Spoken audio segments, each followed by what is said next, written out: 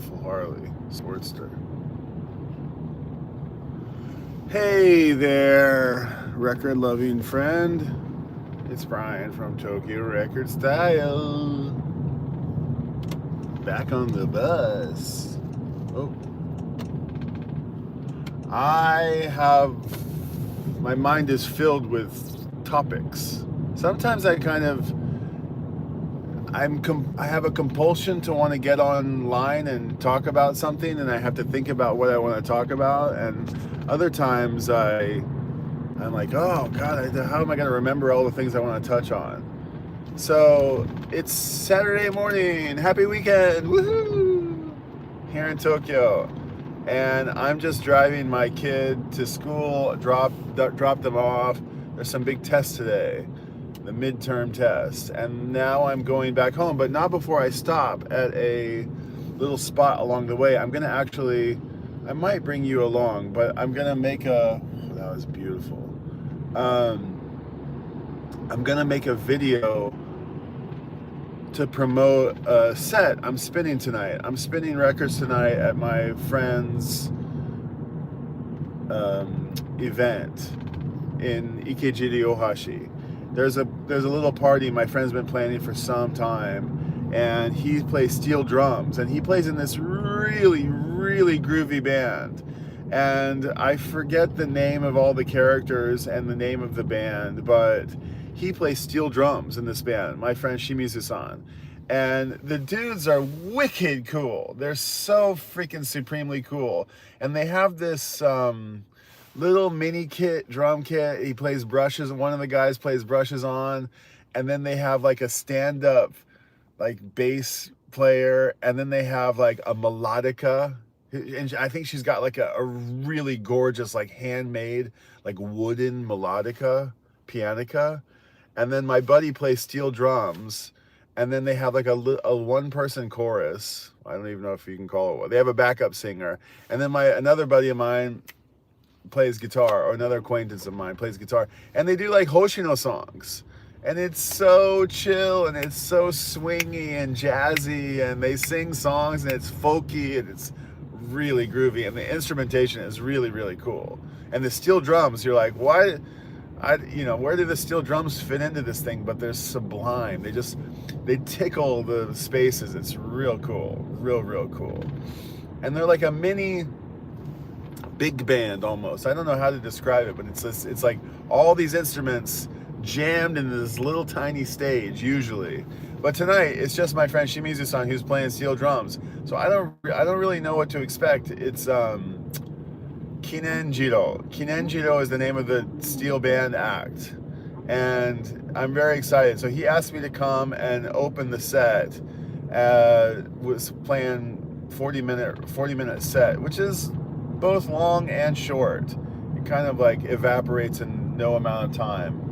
I spin records out in Tokyo frequently. I go through like winds where I'm like spinning every other weekend, and then sometimes, but when I say, spinning, what I mean basically is selecting. Just like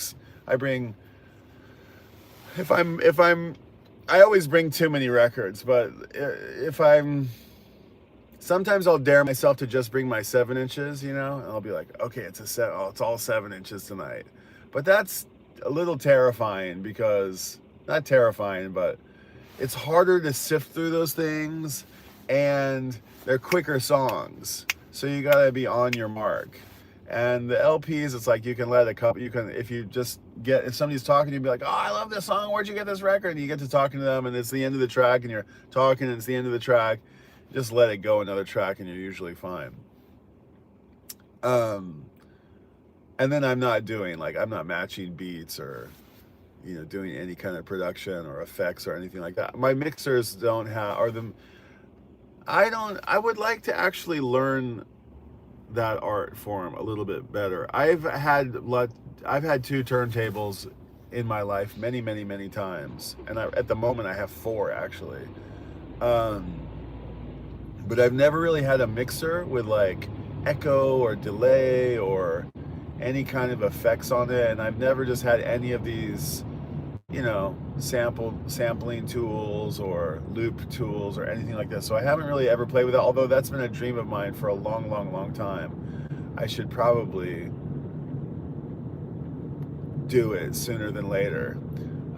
So I'm gonna spin records tonight at this place in Ikejiri, Yohashi, and I'm going there right now to make a little hype video, and maybe I'll leave this thing rolling while I'm making a hype video with a different camera, maybe, because I'm just gonna make a little reel. That might be an excuse for you to be like, what are we watching here? Maybe we should go, and in which case, feel free to, but I'm gonna try to kill a handful of birds at the same time. So that's fun. So tonight, yeah, I'm gonna be spinning the first set, which is just really nice. I mean, this is an all Japanese crew, and like I'm fully integrated, obviously, into Tokyo. But like these old cool boys, you know, they're all sort of like they're old boys. You know, they're just like they don't have to invite me to this thing, and they do. And he, you know, it's real nice. It's real thoughtful, and it's very welcoming and endearing. Oh, by the way, if JBB is in the house, JBB, say hello, because I want to talk to JBB. If JBB's here, I'm going to shout out JBB here in a little bit again. But I'm looking for JBB. I'm glad I remembered that. But I'm really touched that that they asked me. Yornimer's in the house. Hey Brian, really like your Philly graffiti video. Really like those punk photographs. Weren't they cool, right? That one picture of Talking Heads was insane. Cool, nice, a DJ gig. Yeah. So I was hosting my own DJ gig once every 2 months, and for a while, quite a while, it was real nice. It's fun to be the organizer of the actual event, but I lost my venue. I've lost 2 venues, and I'm kind of like, it's been on hold for a year. I just like haven't. This is the thing.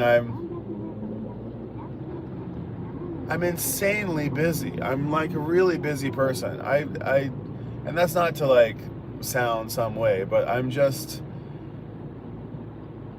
a really busy person, and I fill my life with entirely too many things. But I'm busy, and I would like to spin out every night, and I have these delusions that I can go out and play music every weekend, and I have this like thought that someday, not a day I'm looking forward to per se, because I don't want my kid. I like hanging out with my kids, but I have this, you know, I have this image that they're going to be going. I'm going through a tunnel, by the way, so it might be a little bit choppy here. Let me just through this. There should be signal, but oh man, this is insane. Whoops. Oh, you missed it. Sorry.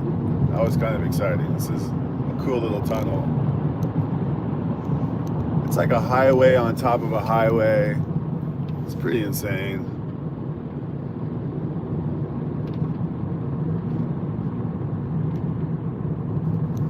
So anyway, what was I saying? Yeah, just something about being busy.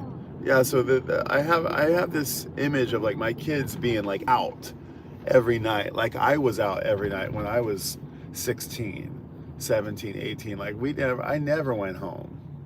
We just stayed out every. Okay, so it's around here, the venue. Okay, so I need to bust a Yui. Is that what I need to do? Okay.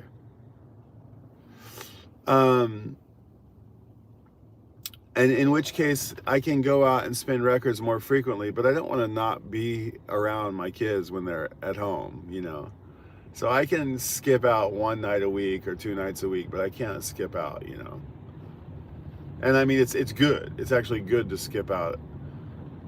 You know, it's good to not necessarily be there every single week. Is this the right one? Is it the next one? It's this one. Okay, we're here at the venue. I'm gonna just pull over and chat a little bit. JBB, if you're in the house, let me know. What's up, Vinyl Fever? 4,300. I'm gonna read all the comments. Yornimer's comment, cool. Have a nice DJ gig. Yeah, about the DJ gig. I'm spinning a set. My friend Bemsha, who's been a repeat Tokyo guy, a Tokyo record style guy. There's a really cool cat who's been featured on Tokyo record style half a dozen times, and he's my homie Bemsha, Tatsuo Fukutomi, who he's kind of he's a known entity in Tokyo. He's a really interesting cat. I love Bemsha, and Bemsha's a resident DJ at an event that I host every month, and he's a bit of a legend. He's a really cool cat. He's got he's a couple years older. Well, he's maybe 10 years older than me, but he grew up in Azabu and in the States and in UK. He grew up in Texas, and then he went and lived in UK for like his college years, and then he moved back to Japan. He's kind of like a little bit of a fish out of water, and but he's Japanese, and his son is kind of a famous recording artist. Okay, where is this place? Somewhere around here. Okay, we're here actually. I gotta find it, but I'm gonna pull over and park and chat you guys up for a little bit. I don't know where I can go to park though. This is a little new neighborhood trap here. I knew they've rebuilt this area. This looks cool. What's going on over here? I'll show you guys what I'm looking at. It's like a park or something. Is this might this might be the back of Tokyo University. Todai. There's a guy sweeping up the street, you know, with his handmade brooms. He's got two of them. Okay, so this might be the back of Todai. I think it is actually. Okay, I think I can probably hang out here for a little bit. Interesting little pocket. Okay, there's like a track and field. Interesting. Okay, anyway. Well, Bemsha. So Bemsha's spinning a set, and he's the consummate DJ. He's the consummate selector. He's the guy he just knows the songs to play. Because he also, his sets, he's kind of an inspiration for all of us sort of selector guys, because he thinks deeply about what he's going to play before he goes to play a set, and he like libraryifies his records, and he makes notes on them, and he keeps track of chords, you know, keys and BPMs and things like this. Even though he's not really a beat matcher, he announces the shows before they start, weeks before. He's very calculated, he's very polite, he's very thorough, and I think he actually pays. He makes a memo of the songs that he plays. Every song, he's got a pen. He's got like a pen in his ear, and he writes down every song. And he's got his little now playing thing, and he writes the song, and then he turns it into a Spotify playlist, and then he publishes it a week later or less. And he says, "I had an amazing time DJing at this event last week. These were the 41 songs that I played. I've made a Spotify playlist for you, and maybe an Apple playlist as well. And thank you to everybody who's done it." And then I think he actually goes and he pays the like ASCAP or JazzCap people. I think he pays his $5 or whatever it is that he pays to play those songs. So he's legit. Don't quote me on it. Maybe he doesn't, but I'm pretty sure he does. And so anyway, I'm spinning the first set, then the band's coming on, and then Bemsha's coming on, then Tabito's coming on, and then Gansan's playing a set, and there's one more DJ I'm forgetting. Forgive me. Kurde-san. Anyway, it's going to be like 4 DJs and a musical act. So that's really fun. I'm really looking forward to that. And I'm going to find a place to park, and I'm going to walk down here and make a little hype video about it. Anyway, let me say, hey, what's up to you guys? Bryce Suzuki in the house. What's up, dude? Bryce, hey, driving back to Phoenix from a client event in Tucson. Glad for this time and to catch you live. Nice, dude. Bryce Suzuki. Bryce was my homie who we drove out to Nagano together. Bryce was the guy who worked with the Japan Council and really interesting character, very big music lover, family man, and practicing attorney who comes to Japan on sort of goodwill delegations to um, basically forge, more meaningful connections between Japan and America. And he, being a quarter Japanese, half Japanese. His father's Japanese, and but he's one of these Hawaiian Japanese guys, and they're a totally different breed of Japanese guys. Johnny L in the house. What's up, Johnny? Nice to see you, dude. I hope that sticker arrives eventually. Vinyl Fever 4300 in the house. Sub Tokyo Record Style. Appreciate you being here, Vinyl Fever 4300. James Farley in the house. What's up, James? Brian, just a word of wisdom from an old fart like me. Okay, and a friend. Nothing wrong with being busy, but family is priority. Johnny, I appreciate this. Kids grow up fast, and you can't gain back the time lost with your kids, man. Great advice. Yeah, man, I cherish my family time, and I cherish the memories that I made with my family growing up. And I feel horrible, at times, like being so far away from it. It's really, really hard. And then on the way to school today, we were just talking about, my daughter and I were talking about this expression, chew up and spit out, a city that chews you up and spits you out. New York City being a city, the big city, chewing one up and spitting it out. And I was just saying that we were killing time driving around there. Luckily my daughter got herself into a really amazing school, and we have to drive through the center of the coolest part of the city. We drive right through the guts of the heart of the city, and we go past all the cool stuff. And I mean, the city's got cool stuff all over, but we drive through one really particularly cool spot on our way there every day. Well, she takes the train a lot of the days, but we have a little path, and there's a loop. Once you get to a little part of the city, there's a little loop that you can make. And if we're a little early, we can do a couple loops around the track. And it's time for her to like listen. It's time for us to listen to music and hang out and just do a couple passes before she's like, okay, it's cool, let's go. So then we go and drop. And I was just driving around the loop today thinking about how Cult Vault, Jeff Myers had asked me, we were talking about sobriety a couple of weeks ago, and I was saying, we were talking, he had some pretty intense questions. We had some intense conversations. And he had said, like, are you happy with your life, or something like that? He had said, like, are you happy where you are in life? And oh my God, like I go through so many things just like everybody, but I don't know, like Tulsa, where I'm from, Tulsa's real nice. It's a real nice place, but it's a place you kind of like want to escape when you have like a bigger vision for yourself. It's a place that seems like you got to get out of. I don't know. Probably every town feels like that to a degree, but it was a place where I just like, I knew there was more outside of that city that I wanted to get to. And and not that I just knew I wanted to get out of there.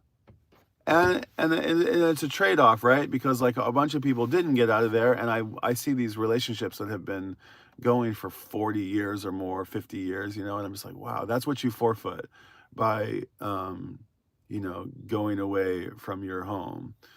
But it's the story of mankind, right? Just like onward.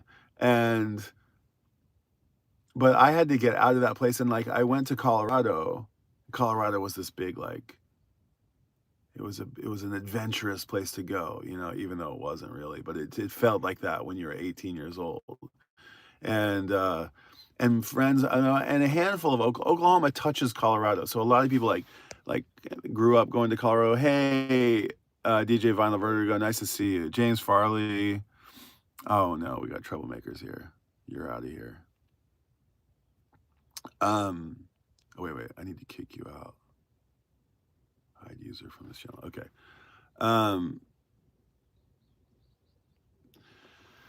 So what happens is like a bunch of these high school kids, like we all move to wherever we move to, and some of us are like in various states of like school or work or whatever, and you don't you can't make it, you can't make it. And God bless my parents. I mean, they certainly helped me, push me along at various points. But I was like, I'm not going back to that fucking city. I'm not going back. Like, no matter what I have to do to stay gone. And it wasn't about the people, but it was just about the place and the whole idea of it. Like, I just was like, I could not get back, and I could not go back. And I didn't want to run out of money, and I didn't want to run out of steam, and I didn't want to run out of, just like, so I just stayed gone. And I mean, I had a couple hiccups along the way. There weren't like, it wasn't, but I never, I never had an address in Oklahoma again. Um, and so then, Tokyo is just so fucking, might as well be Mars, right? It's so far away and so insane. It's just like, I mean, I thought, when I came to Tokyo, it was like the first thing that I thought was, and I really thank you for listening. I'm just like rambling here. Don't feel obliged to stick around. I'm just talking about myself here. But like when I came to when I came to Tokyo, like Colorado just suddenly, instantly seemed provincial. I was like, what am I doing living in a college town of like 100,000 people? Yes, Boulder is like incredibly idyllic and like a wonderful, wonderful place to live, but it's even more provincial than Tulsa in a way, Granted, it had the university, and granted, I mean, Tulsa's got plenty of universities, but like Boulder was a university essentially, and some other things, but it was a lot of academia, and it was a lot of fun, and it was like you didn't feel like you were unplugged from the rest of the world. In fact, it felt like you were in a little secret hideout place that was, and Denver was just like over the hill. Anyway, um, I came here, and then what happens here is you meet people who, there's like the 7 year itch, there's the 3 year itch, the 7 year itch, and the city chews people up and spits them out, and it never chewed me. It tried to chew me up, and there was one moment where I was like, I'm done. There was 1 hour where I was like, I'm out of here. I want nothing. Anyway, it all had to do with my wife. My wife and I had a little moment before we were husband and wife, where we kind of like had a big bust up, and it was like, well, if I'm not here for her, then I got no business here. And so this is it. I'm done. And then we patched that up. And within a couple years, we were married. But that was the only time I had thought, like, I'm done with Tokyo. But I was just driving around with my daughter. This is to your comment, Johnny, about how important family is. We're driving around.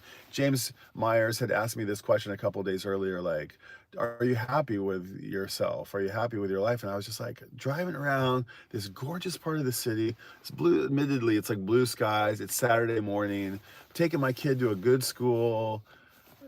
I was joking about this Jerry Seinfeld thing where he says like he wanted to be a car guy or he wanted to be a motorcycle guy. He didn't know which, and he eventually became a car guy, and he got rid of all his motorcycles, and then he went to his mechanic who was a motorcycle guy, and on a rainy day, and was having him work on one of his Porsches, and he said like, on a day like today, don't you wish you were a car guy? He said this to the mechanic, and the mechanic said, no, I just wish it wasn't raining.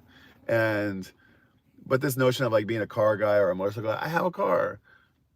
Not that that makes your life a happy life, but I have a car that I'm like happy about. It's not a Porsche. I've got a little shitty motorcycle that it's no Harley, but it's a little rust bucket that's about to die, but I have one. I got kids in good places, and I've got you guys, and I got my passions, my photography, and I'm like, I'm fine. I'm doing great. I have my moments where I'm like, I literally don't know if I can get through the night, but I also am incredibly grateful. That's what the gratitude. That's where I didn't even realize that's where I was going, but that's definitely where I'm going. Gratitude, which is why I appreciate you guys being here, and why I appreciate the comment, Johnny, and why I appreciate just the chance to share, and um, yeah, just friends and family, and yeah, the gift of life, I guess. Anyway, um,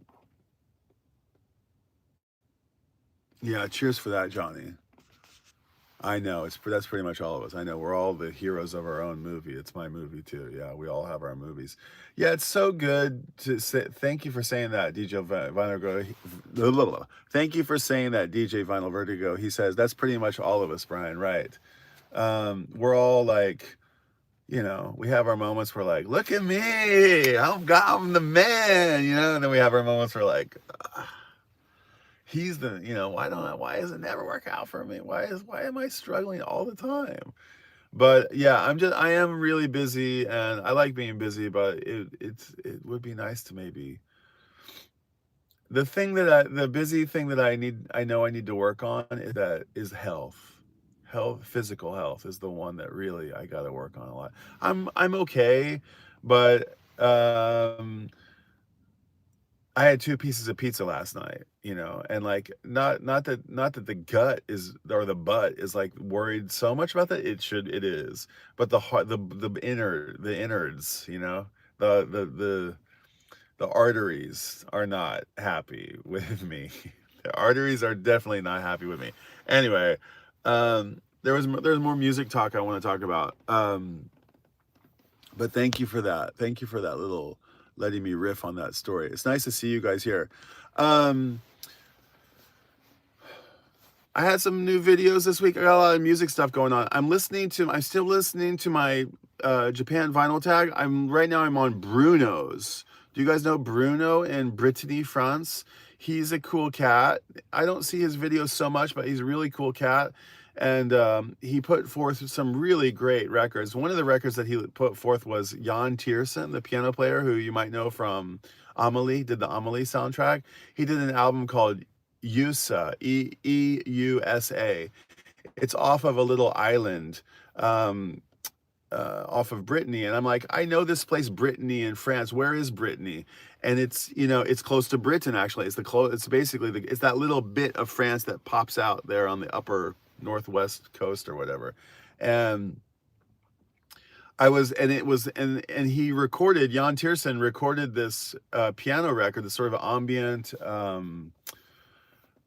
atmospheric sort of field recording piano. He lives there on this island called I forgot the name of the island. It's like it looks a little like quiche. I'm remembering the word quiche. Anyway, it's like QU something EICHE or something. I don't remember what it is.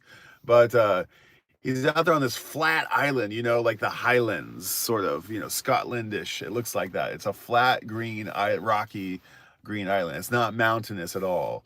And he just put a grand piano out in the middle of this field and played beautiful piano, but you can hear birds and waves. It's real nice.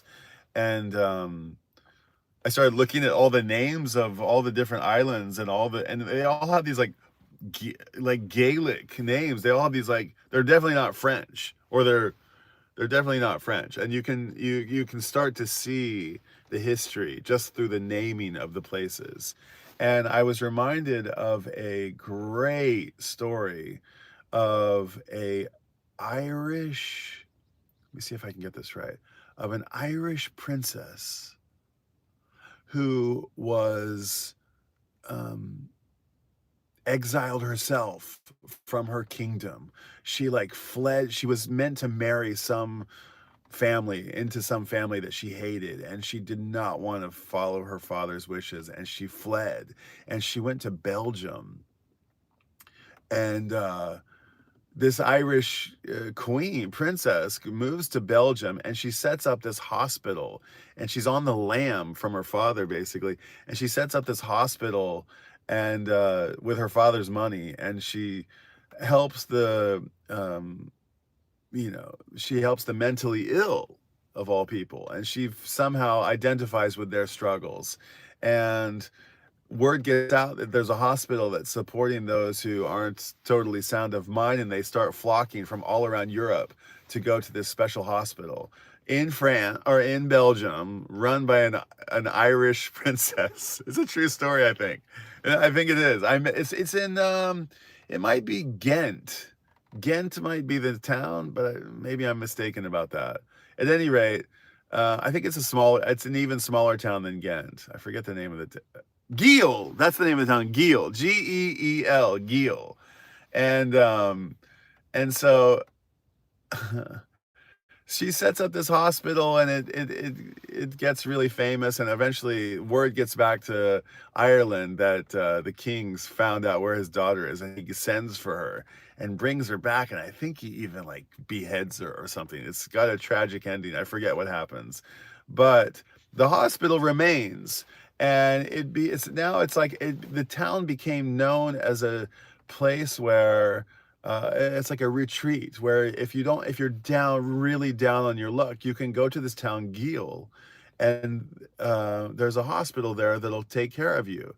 And not only will the hospital take care of you, but the town is famous for anybody will take you in. Anybody will take you in, and you can just like go knock on a door.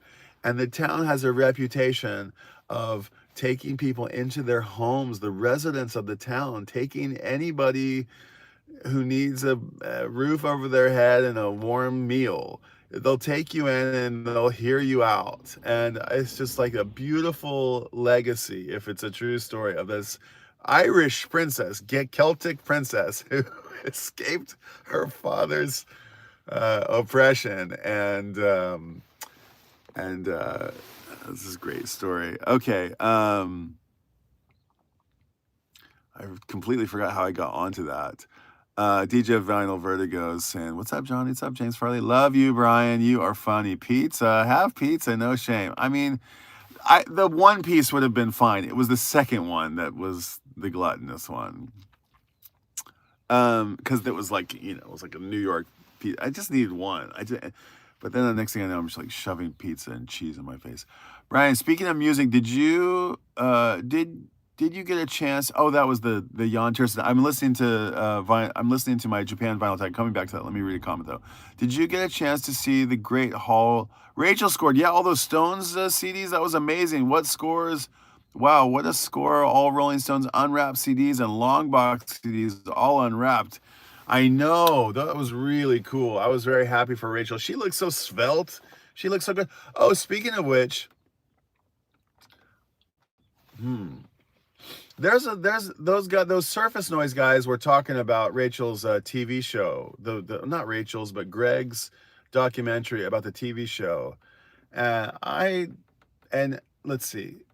Greg has talked about it a little bit with Rachel. They had a little one-on-one, an accidental one-on-one. Then Rachel hosted her own show about that show, and I don't think the conversation went as far as it could have. I don't think it was just a clunky episode. I thought there was a lot to talk about, and whoever was on screen, there was only like maybe David Donnelly was the only one who I can't recall. Maybe Mazzy came up. I forgot who was there, but like it was just not the faucet wasn't full on and everybody talking about it like they could have been. I think maybe Greg was there. Then there was another decompression about it on Surface Noise, and I think Greg had initially agreed to be on the Surface Noise show and then bailed out or something like that, and understandably so. Why understandably so? I'm not really sure, but I get it. I get a feeling like why it might not be best to just go around and be talking about the show so much. But I watched it, and then those guys, the Surface Noise boys, they had their own round table about the movie, there was a lot of detractors about it. Not necessarily detractors, but here's what I would have done, and this is what didn't work, and this is what, I don't understand why it went this way and why there wasn't this ending and why this didn't happen, and it just didn't seem like representative about this or that. And I don't think anybody's really hit the nail on the head on deconstructing this thing. And who was it? Arnaldo had said something about like, we're not professional critics, so maybe we should wait for the critics to say something about it. But the deal is that we're all critics, right? Everybody can have their opinion about it.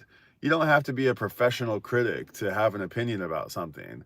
And okay, maybe there's some, I understand where he's coming from, but I felt like there was a lot of fat left on the bone there, and I don't think anybody's really tapped into what I think the film is really all about.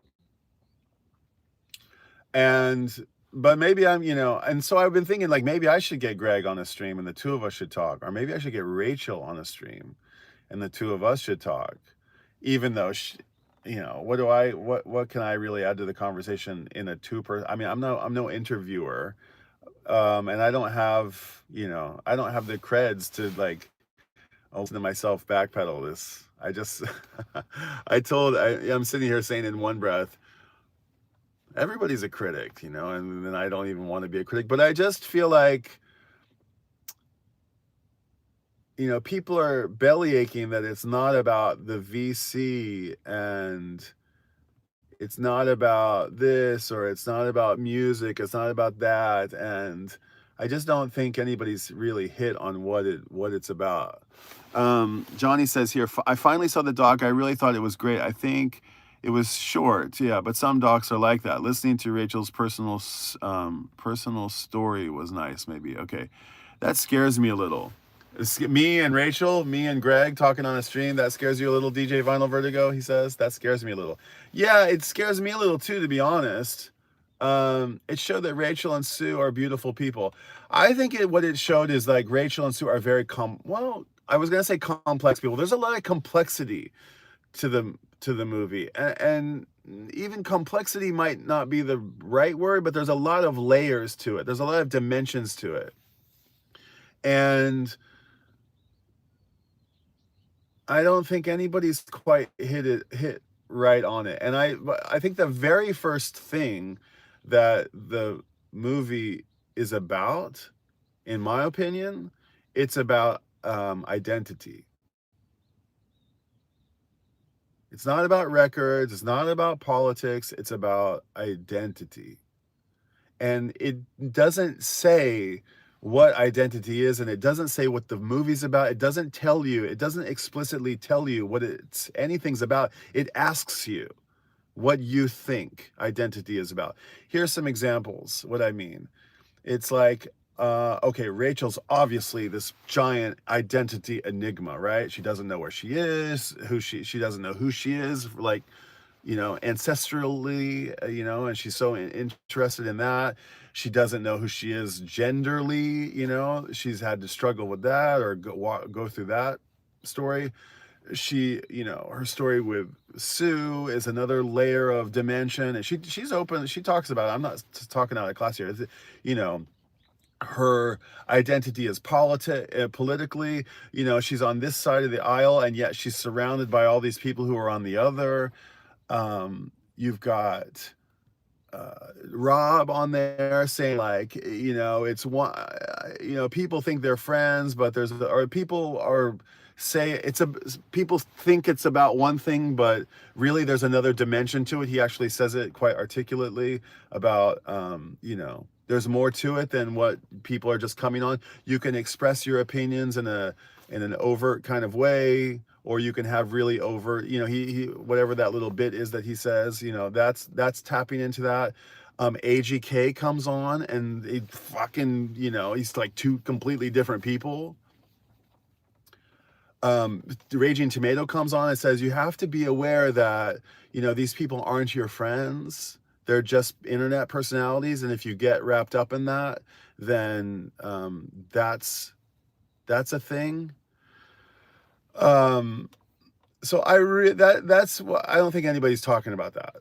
And I think that's really at the crux of what it's all about. It's like, what is it? Is it real? Is it people being real? And then there's that whole idea of, what was it? The Hawthorne effect or whatever, where people are behaving, they know they're being recorded. So do they behave in a different way? I mean, that would have been very interesting to see 7 or 10 slivers of the show that were pulled from past episodes. But rather it was very much like, okay, you're going to be on these, we're going to have 2 days of shooting, and you 5 are going to be on this day 1 and you 5 are going to be on this day 2. It was rather orchestrated. And suddenly when it's orchestrated, I'm not going to say that, I'm not going to dismiss it as complete artifice and that people are just, but because it blurs the lines. And that's where in lies the heart of the essence of the film, I think. It's that blurry line of, is this real or is this not real? Are these people real friends? Or are they just internet? Is this like all a show, or are these people earnest? I don't know, which is it. Half of them, who's right? And that's very much the nature of an online community. When you're at home and you're behind a keyboard and a screen and you can be whoever you want to be, and you can point your camera in whatever way you want to point it, and you can put whatever background you want, and everybody's got their backgrounds, right? Then and DJ Vinyl Vertigo says, okay, wait, hold on, let me go back here. Johnny says, like Rachel says, it's just for fun and entertainment. Okay, so I'm going to talk to that one here on Johnny in a second. In that case, how they filmed it, it's not a documentary. I think documentary is semantic. I don't think it matters whether it's a documentary or it's not a documentary. Maybe it matters, but I don't think it does. It's something. Whether you want to call it drama or documentary or mockumentary, or maybe it's its own new category. I have no idea. It's reality TV, is kind of what it is. That's probably more what it is. Is reality TV a documentary? That's probably more of the genre, if we wanted to put a thing on it, a label on it. And is reality TV reality? I don't think it is. It never is. It's like the Pawn Stars. Everybody says that Pawn Stars, the pawn shop in Las Vegas, it's all scripted. Or, and then there's that element of like Andy Kaufman kind of element, and like the whole thing's upside down and you don't even know. You're like, is this real or is this not real? It's like Andy Kaufman wrestling the women, and what was the guy who he slapped him on David Letterman? Was that real or was that not real? Was that all staged? Dave later came out and said that he knew that it was all staged. That it was they knew that it was going to happen. But then is he in on the gag? Did he not know? But is he saying that he know to further conflate the entire like reality authenticity of the thing? Did he really know? And they say that actors sometimes will do this thing where like in Star Wars, maybe this is not the best example, but like they only told Mark Hamill that Darth Vader was his father. He's the only one that knew, or something like that. Or it's one of these things where they're going to pour the water on the actor in the scene, and suddenly it's milk, or suddenly it's ice water rather than warm water, or they want to get that best performance right in that moment, so they bend even the contract of reality to capture something. You know what I'm saying? I'm not articulating it very well, but that's what I'm saying. So I think the entire thing was an exploration of reality and identity, and who is real and who is authentic. That's what I think the real thing was. And I don't think it really necessarily mattered that it was about music, or that it was about politics, or that it was about really Rachel. It was about a whole it was about our people who exist in an online little space. Are they real or are they not real? And this is just a morsel of, or how to say, like one little subculture that I'm going to illustrate this point with. That was one thing. The other thing that Johnny says here, like Rachel said, it's just for fun and entertainment. Now, Johnny, That's wherein lies the trouble. That's this is the real this is where it gets rather interesting, because in this movie I said on Chance's stream that I thought there were a lot of contradictions in the film. I guess this is becoming my little decompression. I was gonna talk this way about it, but I wanted Rachel to have a moment to talk about it first. I wanted Greg to have it. So now that all this stuff is out there, there's a lot of contradictions in the movie, and it's filled with contradiction. It's filled with duality. It's filled with like double switchbacks. I don't know how to put it exactly. But Johnny says here, like Rachel says, it's just for fun and entertainment. In one scene, she says, we take absolutely nothing home with us. This is all the show is nothing for entertainment. It's just for fun. It doesn't matter whether these people are real. These aren't real relationships. It's just for fun. Maybe she doesn't say in such words, but she implies that it's like, I don't take one bit of it home with me. Neither of us do. It's just, it's purely, I hope you get a laugh and nothing more. There's no real learning to be had anywhere near this place, which is why she really didn't, I think, took umbrage with my contribution to the thing, because my bit sort of derailed that notion a little bit. I thought I didn't intend for it to be that way, but I was just speaking from the heart, and that's why I thought she said, less Tokyo record style. She'll say, that's not why I said I wanted less Tokyo record style. She said, I wanted less Tokyo record style because you were so new to the show and you only had put in 6 months. And, why did you get a speaking part when Thal or somebody else had been there from the beginning? But Rachel, I think, was the one who suggested I be on the thing. I didn't ask to be on the thing. But if it wasn't Rachel, then it was Greg saying, maybe we should ask Brian. And if that was the case, then Rachel said, yeah, go for it. He seems like it'd be an interesting person. I heard them both say, we thought that was not a bad idea. So for her to say like, is a little bit duplicitous. So she did say that. And then there was another little thing. There's a lot. I got a lot to say about it. And let the comments flow, because let's hear what you have to say about it. So back to this idea that it's real, or it's just for a laugh, it's just for fun. Rachel said she'd like done some stand-up comedy maybe in one of these follow-ups, and she's like, yeah, so I like, being, I don't know what she was saying, like I couldn't do acting because there was like this level of artifice that just is not me. And but stand-up, I've dipped my toe in stand-up world, and so all I want is people to get a laugh. But then like 3 scenes later, Sue is saying, I woke up in the middle of the night because something was weighing heavy on my heart. And that's not to mock her at all. I've had the same feeling. I'm like, I'm troubled, deeply troubled by something I've seen on the show. And Sue said she couldn't wake up, and so for Rachel to say that in one breath, it means nothing to us. It's not like a part of our real lives. And then for Sue to say in 3 breaths later, I was weighing heavy on my heart, like that. Then that suddenly it begs the question: is it real or is it not real? Does it really matter? Is it just for fun and a laugh, like Johnny's comment says, or are these real relationships? So that's the question that I think that Greg asks a lot.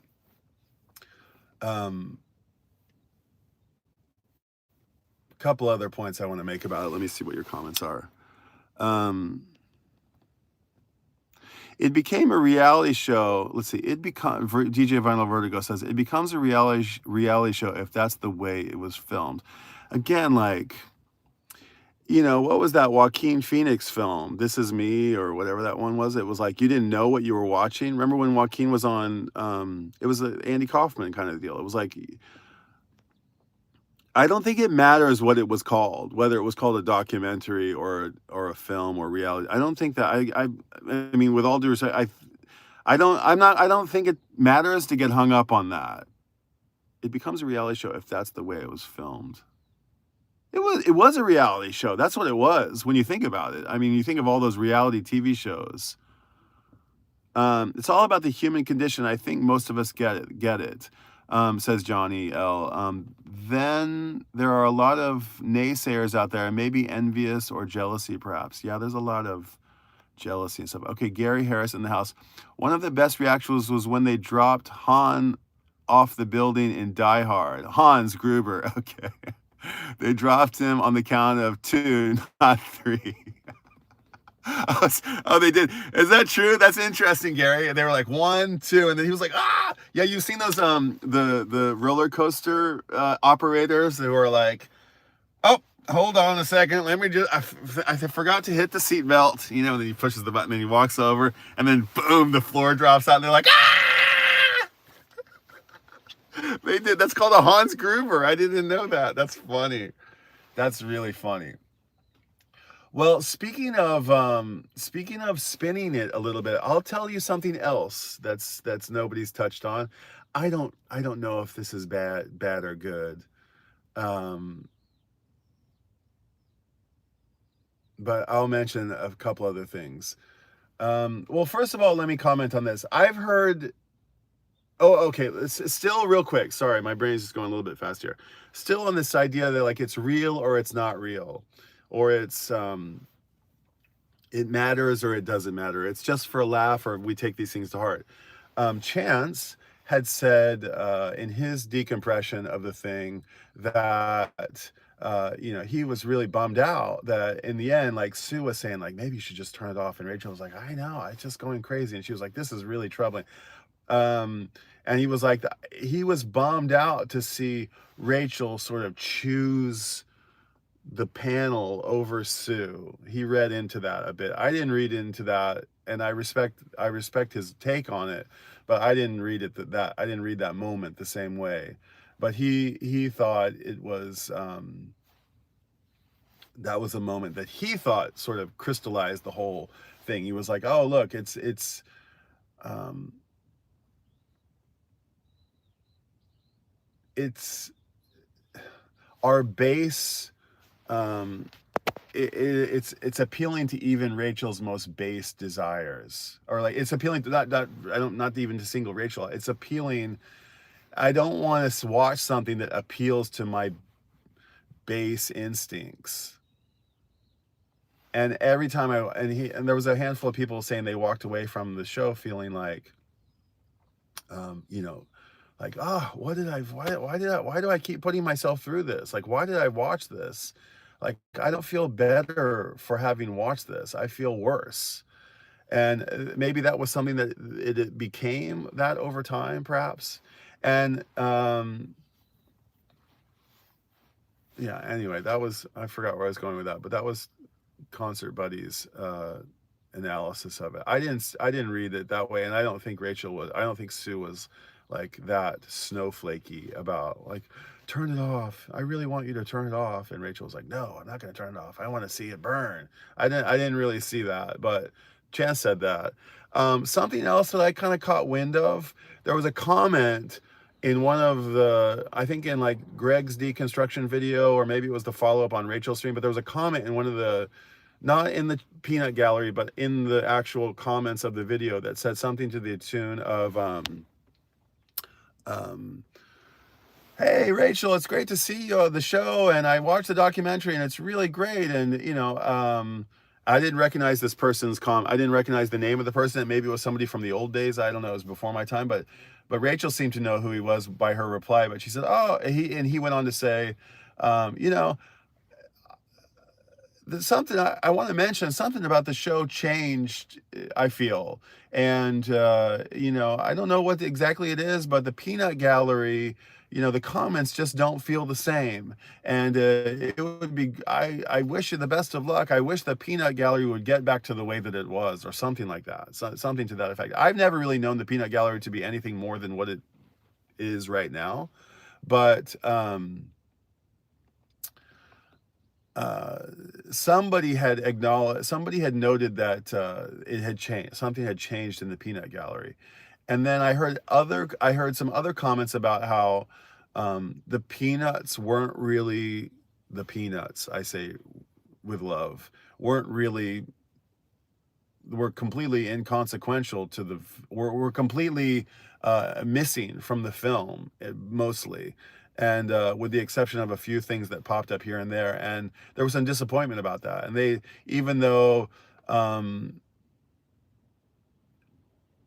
there was some question about who should be on screen or who should not be on screen, or maybe I shouldn't have been on and somebody else should have been on, or but but but the peanut gallery was less of a element of the video, and it was like, for a lack of better words, like washed out of the thing. The peanut gallery is like super integral to the show, and I think it was actually interesting to hear that like people feel really, really like a lot of ownership over the peanut gallery and here there's comments coming in, the fuel for the show.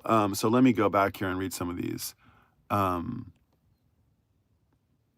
So about Hans Gruber falling off the Nakamichi Takami building, whatever the building was, the look on his face was real terror. Yeah, that's so interesting. I remember the real terror on his face. It's true. I never forget his face, right?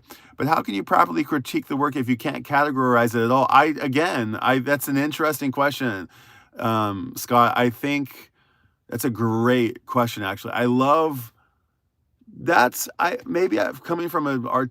That's what I do visually, is I create things I want to create that layer. This is why I love like Jim Jarmusch movies, or maybe David Lynch movies, or even Ghibli has a lot of this, where it's like you as the viewer are left to decide what you want the ending to be. It's like choose your own adventure. I like a movie or I remember in the film Broken Flowers. You guys remember the film Broken Flowers? There's this story of Bill Murray is the protagonist. I forget the whole thing, but he finds out that he has a son that he hasn't known about. He gets a phone call or something like, if you met my mother in 1972, you might be my father, or something like that. So it's one of those stories. And he suddenly is faced with this reality that he might have to meet somebody that he doesn't, I can't remember the whole story, but he goes on this wild misadventure to try to find out who his son is, and who this moment of time that he's completely forgotten about and that was decades ago.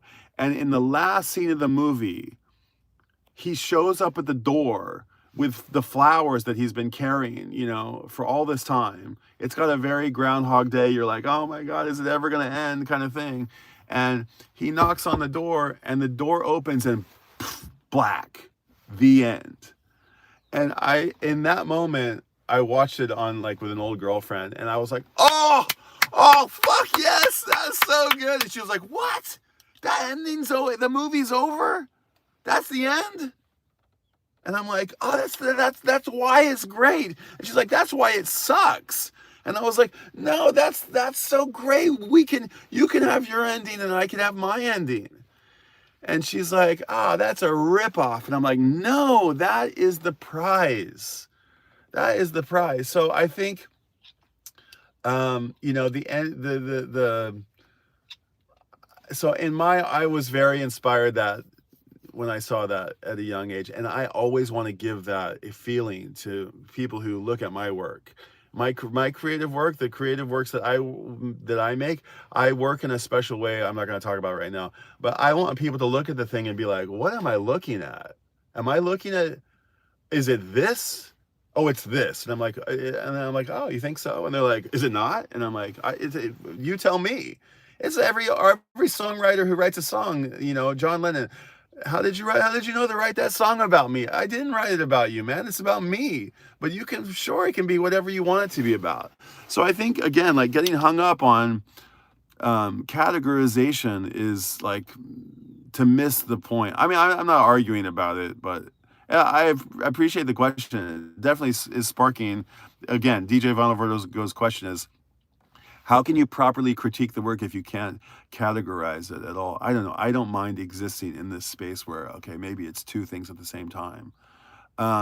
Music in the house. Sorry to get only beginning of these comments now. I think for Rachel, it is about entertainment first, and friendships are in the mix for sure, but maybe Sue puts the priority a bit more on the relationships, with entertainment a nice part of it. I think they're playing off each other, and I think in one breath they feel, oh look, we're family, and it's all one big happy family, and then the next moment it's like, fuck all these people, I'm killing my channel.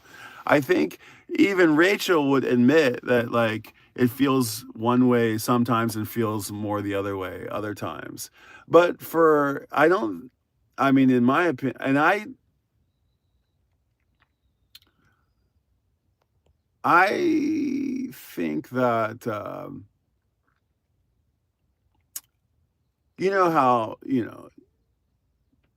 you can read somebody, you can read the subtitles of people, right?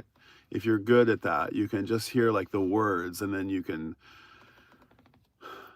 be like, oh, this person's having a hard day.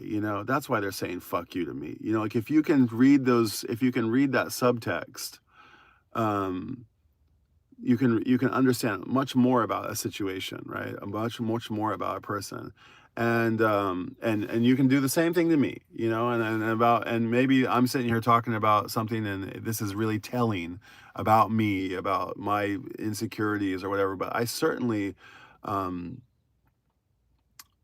I can certainly see in a lot of this, how to put it. I can definitely pick up on, overcompensating for an insecurity, right? Some things like this. Not insecurity, it doesn't have to be an insecurity, but just as for the sake of the thing, I can see a lot of these things being said, like, no, the show is about this, but really not really truly believing that, and almost trying to convince yourself of that. And in the intonation, in the inflection of saying it so hard, it tells me that, oh, she's not actually sure about this. So I don't know. I picked up on a lot of that. I picked up on a lot of, like, oh, interesting. Oh, interesting. And I'm no psychologist or sociologist or whatever, but I definitely felt that a handful of times. Yeah, fear is a comment. I want to talk about one more thing. Let's see.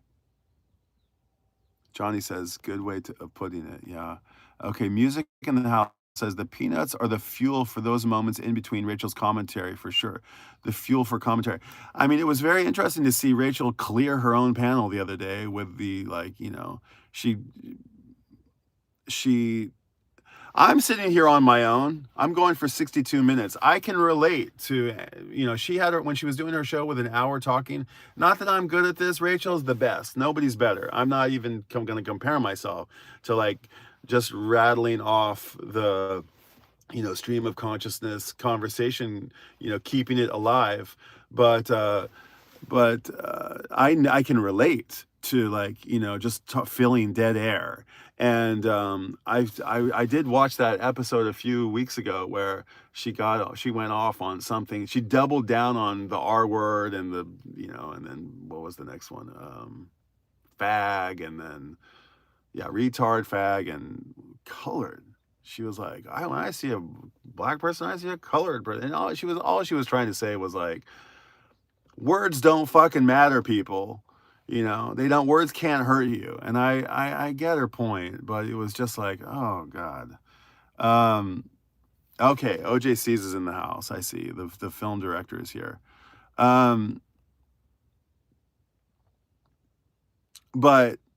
why are we talking about that? Yeah, the peanuts, like, in that moment, she's got to suddenly rely on the peanuts.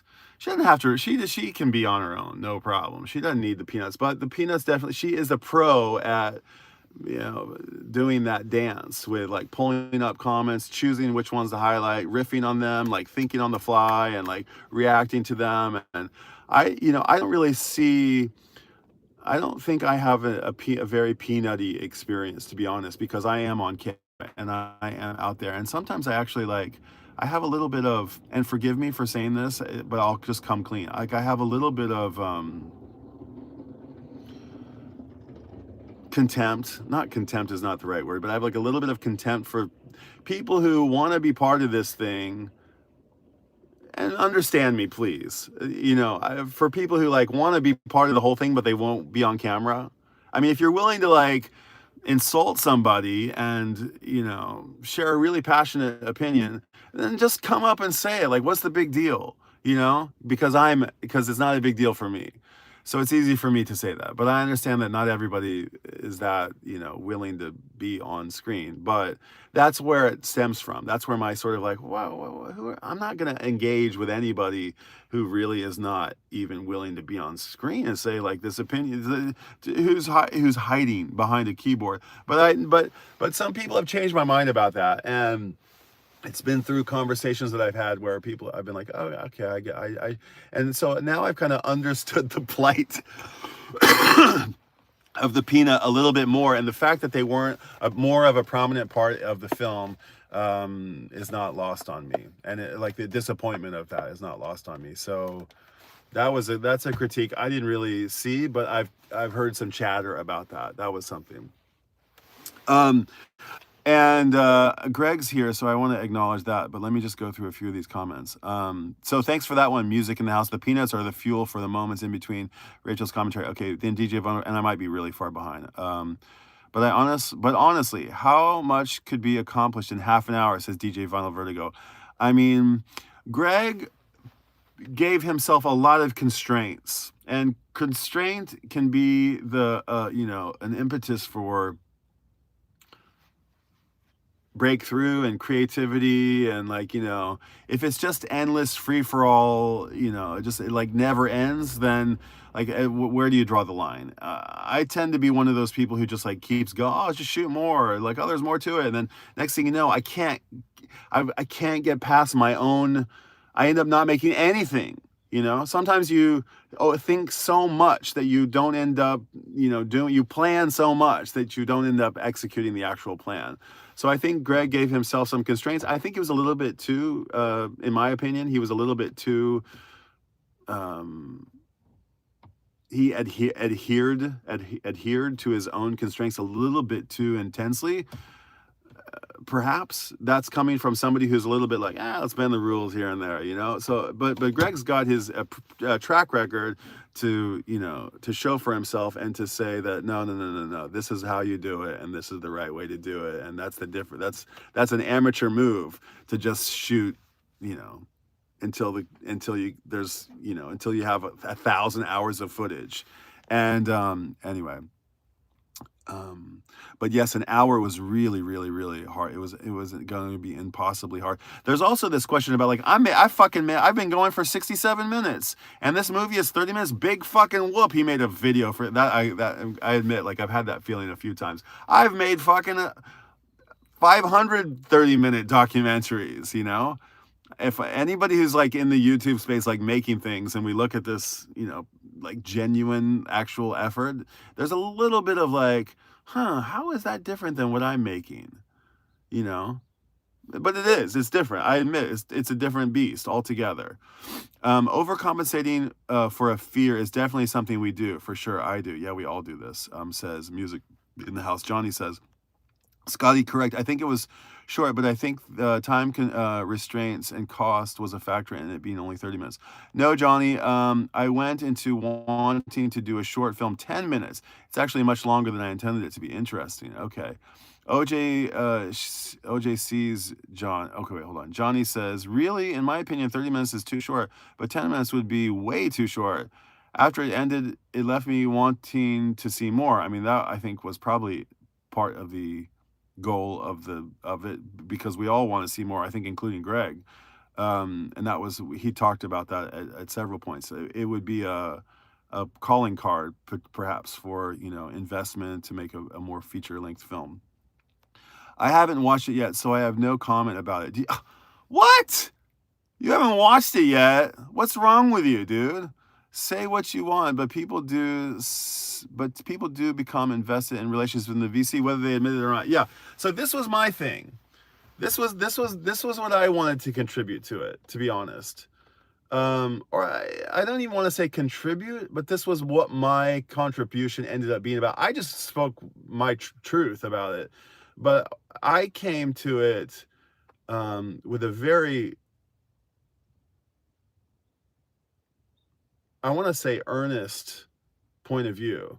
I came to the documentary because the thing that I find most interesting about the show is that is the repeated is the repetition of it. Is the what I found is that despite people shouting at each other every day, somehow the slate basically gets cleaned and you start over the very next day with a fresh new chalkboard.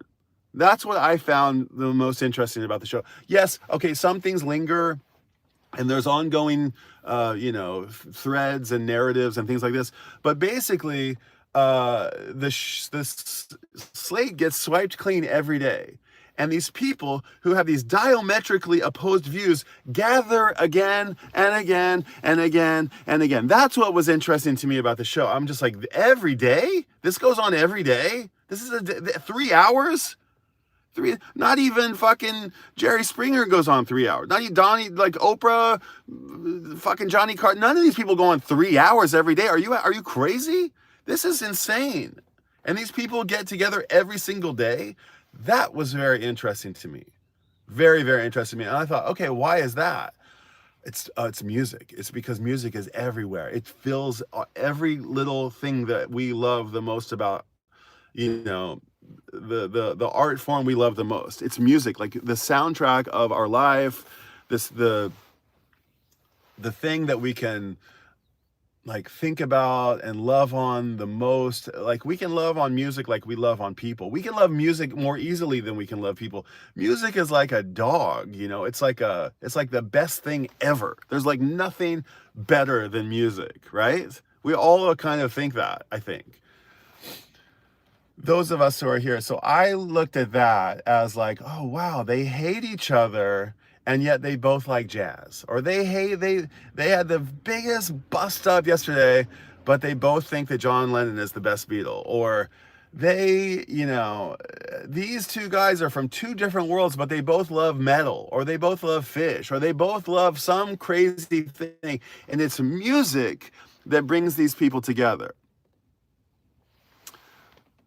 That was very, very, very interesting to me. That was the reason I was coming. Yes, the complexity of Rachel as an individual, the complexity of the community at large. I'm interested, I guess, in community, and what I also thought about this was that here's an example, a shining star, an example of what the fucking rest of the world should be like. This little show is a perfect example of what Thanksgiving dinner should be like. We should all have our opinions and we should all get really heated and we should all say that that's their worst album and no, that's their best album and that guy's a prick and this girl's a thing and da da da. We should all have those opinions and we're all allowed to have those. We all have always had those opinions. But somehow it doesn't make us like ostracize the other people who don't think like us. And that was something that I grew up with, that if you're of a certain age, that we all grew up with. We all grew up with everybody not quite knowing what the other, maybe they're kind of are they a lefty person? Are they a righty person? My mother is a diehard liberal. And my father is what do they call it? Like a single issue voter. And at the dinner table every election day, me and my brothers, all four, and my sisters, there's 5 of us, we would say, who did you guys vote for? Is our family a Reagan family? Or are we a Bush family? Are we a Dukakis? Are we are we a Clinton family? Or are we a Bush family? And my mother would say, ask your dad. And my dad would say, oh, maybe ask your mother. And we would just be like, we don't know, like, which is it? And my parents instilled in us this notion that that's not really what defines a relationship or a person. And I respect those who are out there fighting the front lines with their opinions very loudly, but I also respect those who keep their cards close to their chest, like I do. And if you want to judge me, if you can by looking at me and looking at my long hair and my beard and things like that. But I've never told you with so many words what I think about. I think about them, but I want to be moved.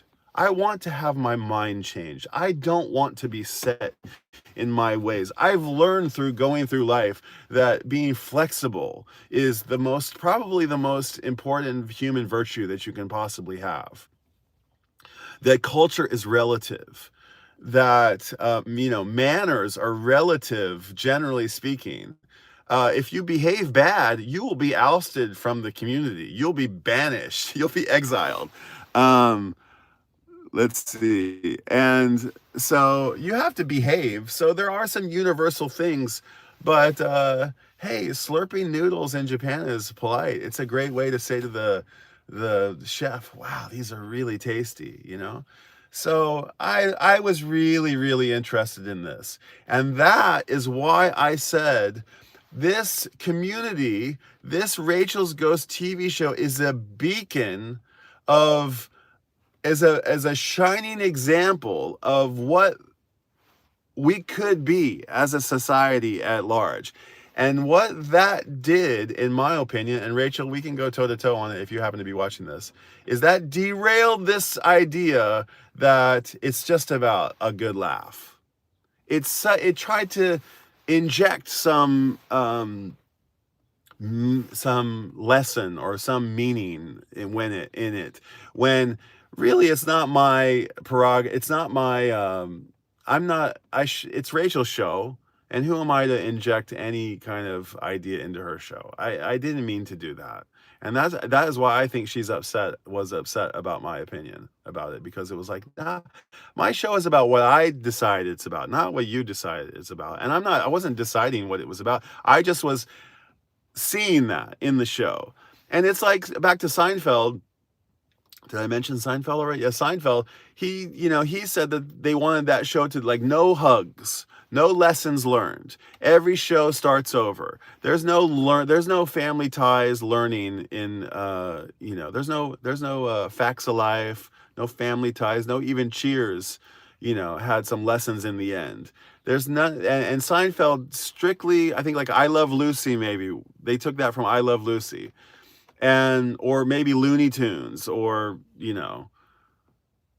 it's not slapstick per se, but it's like, and I think, in my opinion, and I'm the worst at this, I'm the most guilty of that. That is the way that you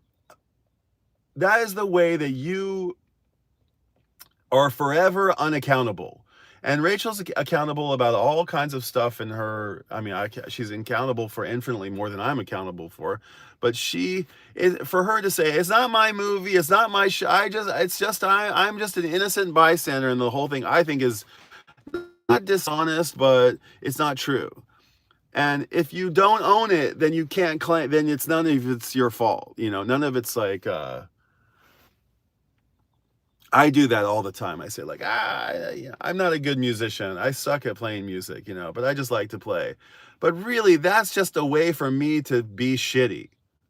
That's a way for me to not really ever try harder, is to just say, no, I suck, and I'm not really trying. But in my heart, I actually kind of, I'd be lying if I said that I am pretty shitty. I am a pretty shitty musician, but if you love music as much as we love music, we all want to be a rock star, No personal growth. That's what it was. And I think that's what I was injecting a little bit of personal growth into the show when Rachel was like, no. There's no personal growth here. And in my very, very, I think very like second appearance in Rachel's Ghost Show years ago, I think I came into the show one time. This is my default. This is my default nature to like want to, like bring people together. We have that in common. I want to bring people together. And I saw somebody, I think, ganging up on somebody else And I didn't know any of the dynamics of the show. And I was very, very naive. And I came in and I said, like, hey, if you're going to say that, then you should do this. And I was trying to, like, maybe catch somebody in a, in a little gotcha moment. And like, if you're going to say that and then be that way to that person, that's not. And then Rachel interrupted me. She's like, whoa, whoa, whoa, whoa, whoa, whoa. Don't come in here. There's no rescuing anybody. She said that to me once. There's no rescuing anybody. And I took that, I was like, oh, okay. Noted, with thanks. That was an eye-opening little moment. Don't rescue anything. And Greg, in the moment where Rachel said, I wish there was a little bit less Brian in the show, a little bit less Tokyo Brian. Greg said, Brian came on to try to rescue the show. I know Rachel was just like, ah! She probably was like, this is exactly why I don't want him on the fucking show. Because it's not his place to rescue the fucking show. And it's not. I admit it's not. It's not. It's not. And I'm sorry for that, actually. I'm genuinely like, of course I want her to have this show that she envisioned for herself. And I didn't mean to, like, of course I want that. But that's my honest take on it. And that's all I wanted to, like, offer is my honest opinion on it. So, and it was an earnest one. And the show's not about earnesty. And except when it is. And a couple of other things. Okay, so that was my piece about Rachel. And for her to say, I wish there was a little less Brian in it, I'm reading the subtext on that being like, Brian's opinion actually mattered in this thing. And, or I'm paying attention to Brian, like whatever. I read the subtext in Rachel. She didn't go off on, she didn't make such a comment about anybody else. I read the subtext, and sorry, Rachel, but I can read the subtext, and I read it as, and she's gonna, he didn't say, that's not what I meant, but I read it that way. I read it as like, wow, she actually cared about what I said. So I took it as a compliment, even though, whatever. So she's probably sitting here saying, look how neurotic he is. He's so unhinged. He can't even like get his ideas out. They're all in there, whether or not I'm articulating them well. I have them, and I've thought very clearly about it. There was another interesting thing. Greg, I'm going to critique. Greg, if you're still around, I'll call it out. He had said something about like, and Greg, you call me out if you want to leave a comment about this, but he had said, I had told Greg in my interview that, well, I found out that Rachel played chess, and I like to play chess. I play chess about as well as I play music. Okay, I like to play, and I know the game, but I haven't read any books about it, and I don't know the openings. I know that the center of the board is strong and the outside of the board is weak. That's the only thing I basically know about chess. And I like to play, and I often see life, like real life, played out in chess. You have to like give up things for bigger plans in chess. You have to be like, okay, I'll sacrifice this and that. I'll lead them into that. Their tensions will be high. They'll try to go for that, and boom, I'll swing around the back door and I'll surprise attack them or something like this, And there's like, it's so nuanced, and there's such little things, but that's why chess is like such a beautiful game. There's so much communication and personality and the way the different ways that people play the game. And not that I know it that well, but I found out that Rachel played chess, and I know like maybe 22% of a single or two or three openings. That's it. And we went, and I said, hey, she said, oh, you play chess? I'll play chess. And I played her, and and she invited me to play online, and I think she was ranked as like a little bit higher than me. And I made an opening, or I forgot how it exactly went, but I remember she was like, oh, look, you're a little bit formidable, more formidable than I thought you'd be. And I don't even know if we had a chat about it, but I could pick up on that vibe. And I played, and then fuck, she got me. And then like I was just defense the whole time, and like, oh, I almost brought it back. It was like bottom of the ninth. I almost got it back, and she was like, no, and then finally, after like a lot of moves, I don't remember how many it was, she won. And I was like, fuck, And she said something to the effect of, hey, put up a pretty good fight. And I was like, it was a good game, actually. It was a good game. I don't remember the game, but I remember thinking it was fun, and it was exhilarating. And then I found out later that she's not ranked 1200, she's ranked like 2200. And her ranking online is like 1200, and she's like 100 times better of a chess player than I thought she was. And maybe she took it easy on me or something, but chess isn't really like that. Anybody can play anybody. And I could have beat her, maybe, it would have been like, the odds would have been greatly not in my favor, but the fact, when I found out that she was like 10 times better than I thought she was, because it's hard to get a really high ranking. You got to play a lot of chess, and you got to beat a lot of people who you have to have read some books about the game. And so, or played enough to know. And I don't know. I thought I took that chess game as like a way to say, like, I thought she thought like, I thought this Brian was sort of a little bit of a piss away character, but he actually, he's got a little bit of something. He's got a little bit of, what's the word, a little bit of, what's the Yiddish word I'm looking for? Chutzpah. There we go. He's got a little bit of chutzpah. And she's given me that look a few times, like, you'll be fine, Brian. Don't worry. I'm not worried about you. I respect Rachel a lot. I genuinely do. Just the fact anybody who has either come out of the closet or who has gone through trans, I am in awe of that alone. Forget about the intelligence and the accolades and the hard work and all of that. Just anybody who has the fucking balls to like go through that in front of your community, that takes a warrior. So that alone, I just am in mad awe of her. Okay. And that's not to kiss up or anything, but I would feel that way about anybody who's gone through that. But in that little chess game, I kind of proved, I didn't prove myself, but that was the little, that was the narrative that I had in my head. I'm like, oh, look, I kind of like, I hung with Rachel until there was two pieces on the board, Now I'll forever be, like the guy who, put up a good fight, and we've had a couple of those. That wasn't the only one, not the only we've had a couple of versions of that, I would say, about me and Rachel. And this is big. There's the other one, Motzi. Okay. And then Greg says here about the chess. Yes, that was a great story, Brian. And I shot a chess scene with your story in mind. But he didn't say that in his interview with Rachel. He said, I was just thinking about the chess game. Greg, I'm calling you out here. And he was like, I was just thinking, like, what's the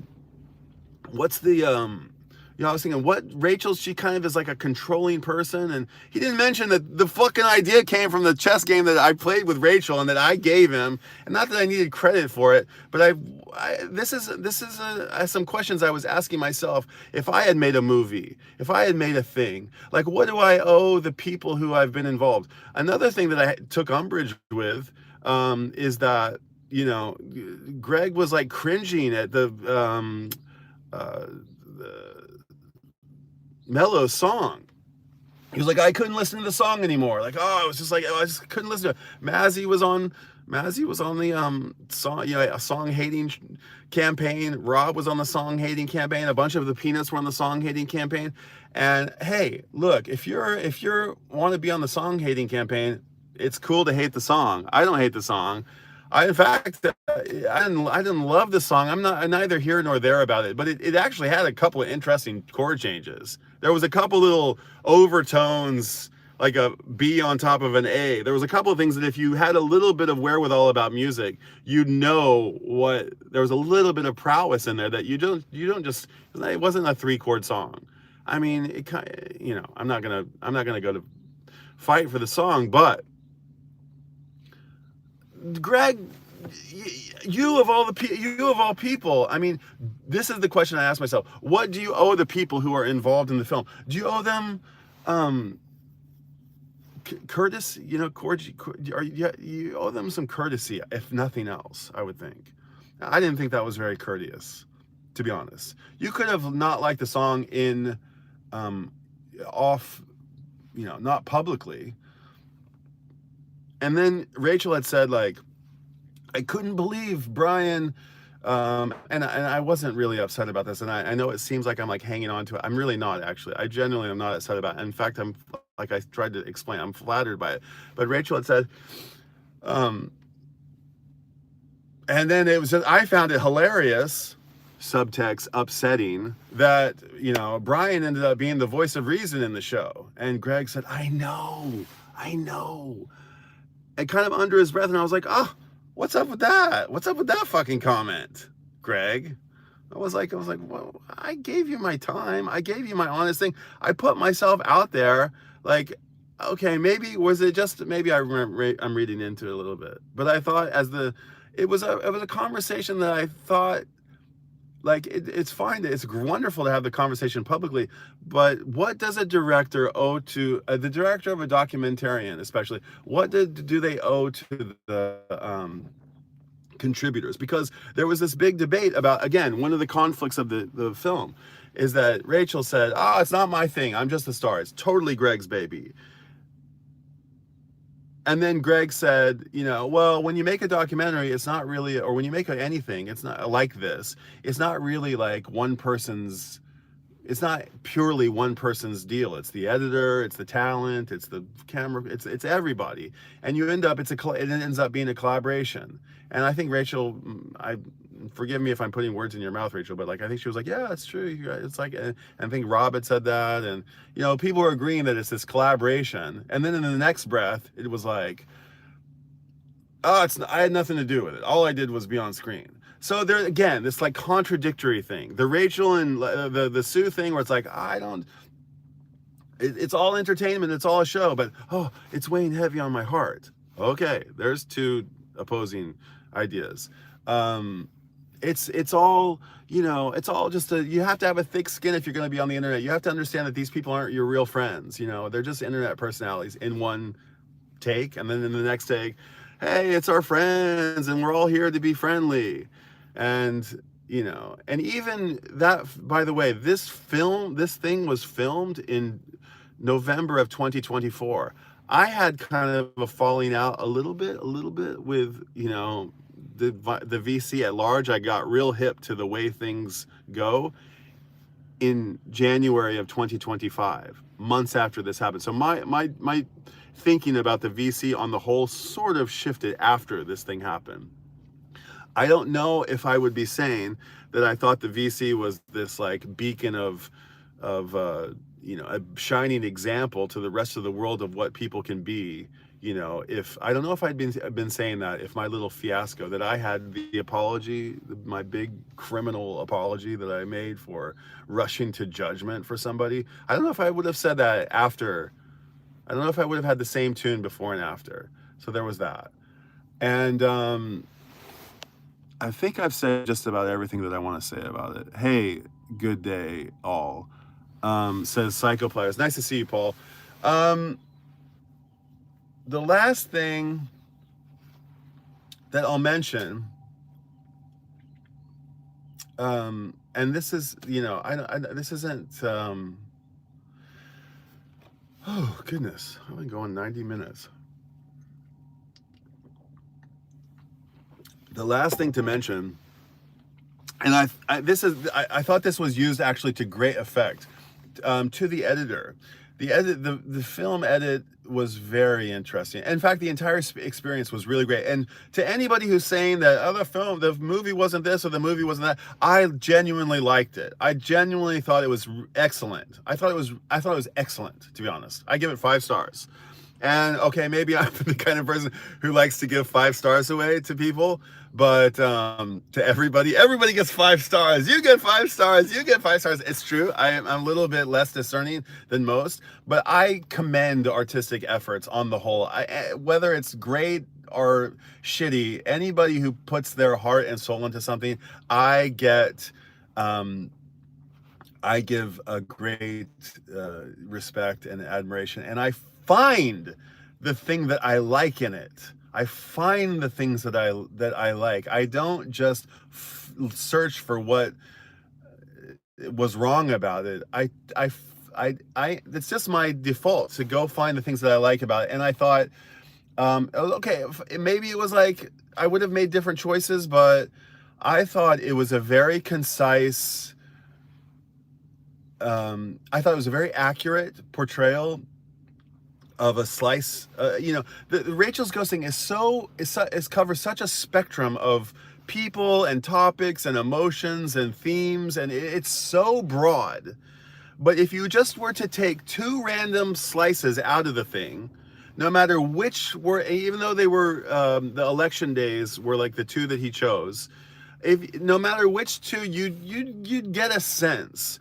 And I thought that you got a sense of it. You definitely got a sense of it. And what's up, Yvonne? Nice to see you, dude. And I thought there was a beginning and a middle and an end. I thought the end, okay, there was a little bit of critique about the end, but I looked to Greg I looked to the end of the show. Greg set his constraints for himself. He never imagined the show would like end, and that was never going to be part of that was never meant to be part of the thing. That was never part of the initial vision.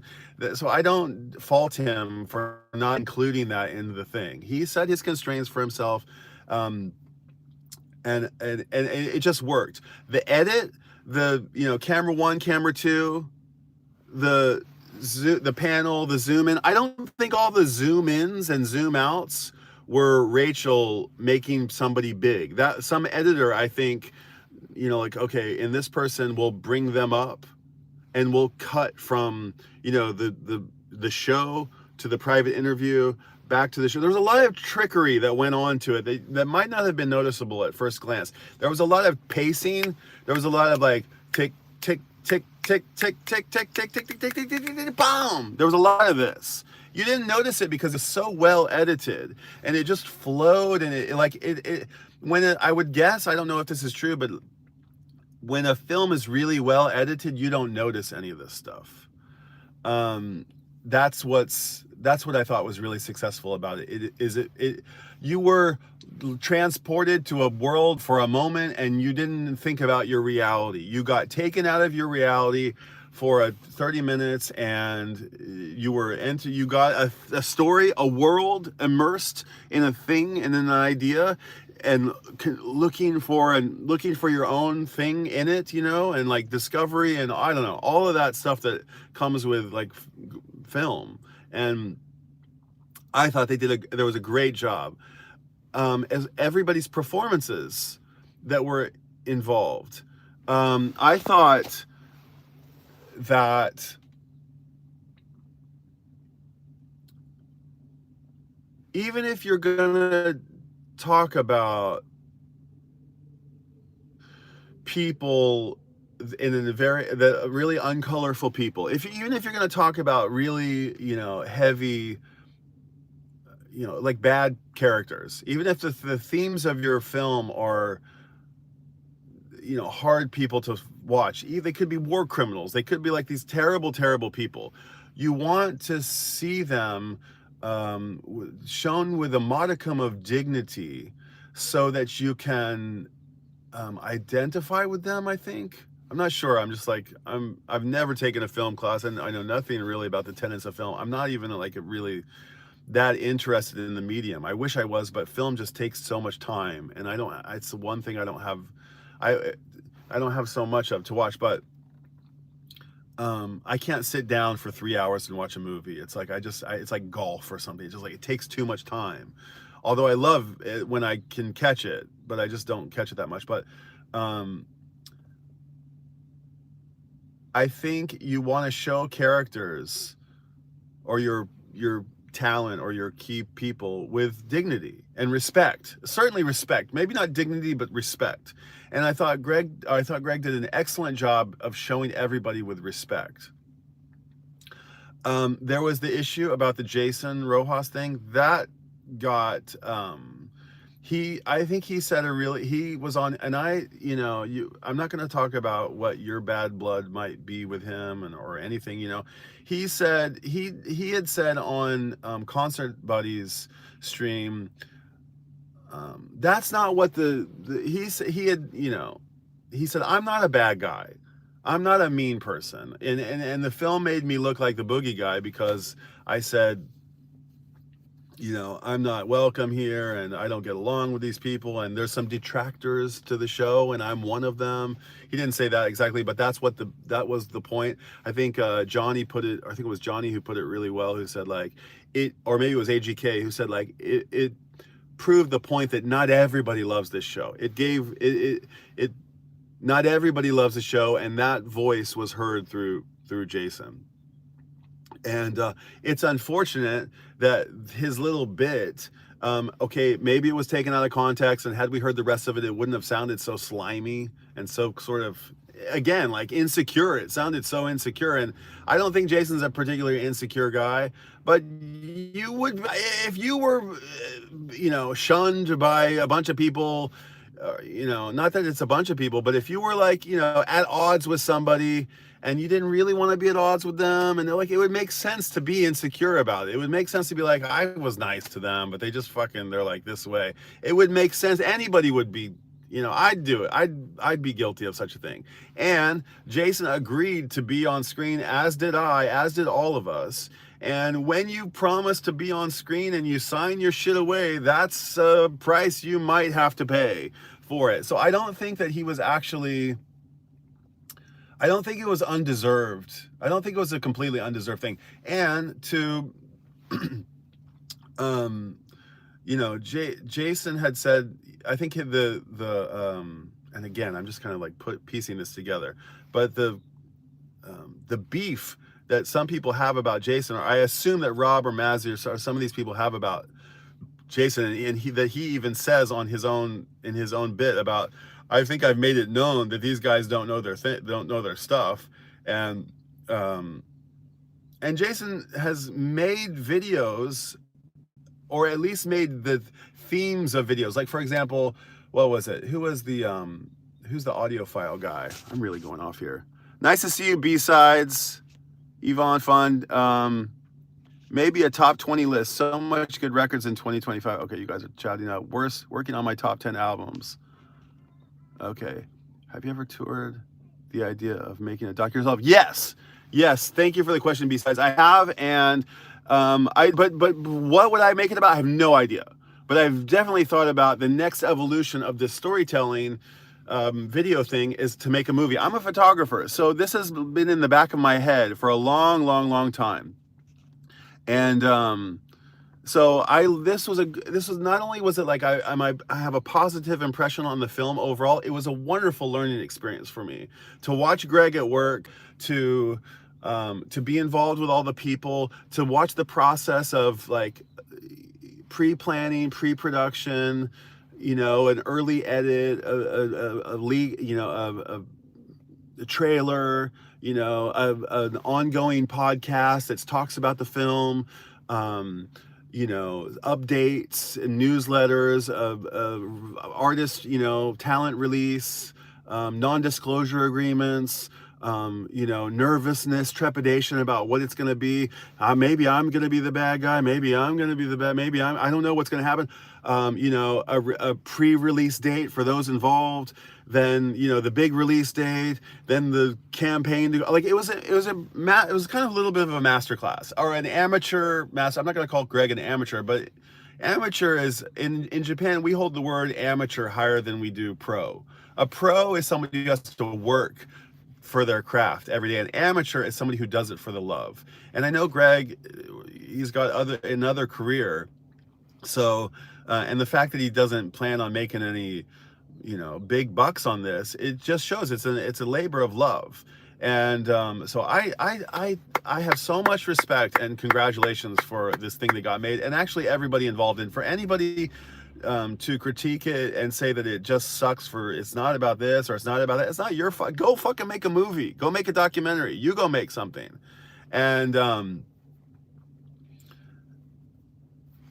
have an opinion about it. That's totally fine. But I thought just overall it was really, really positive.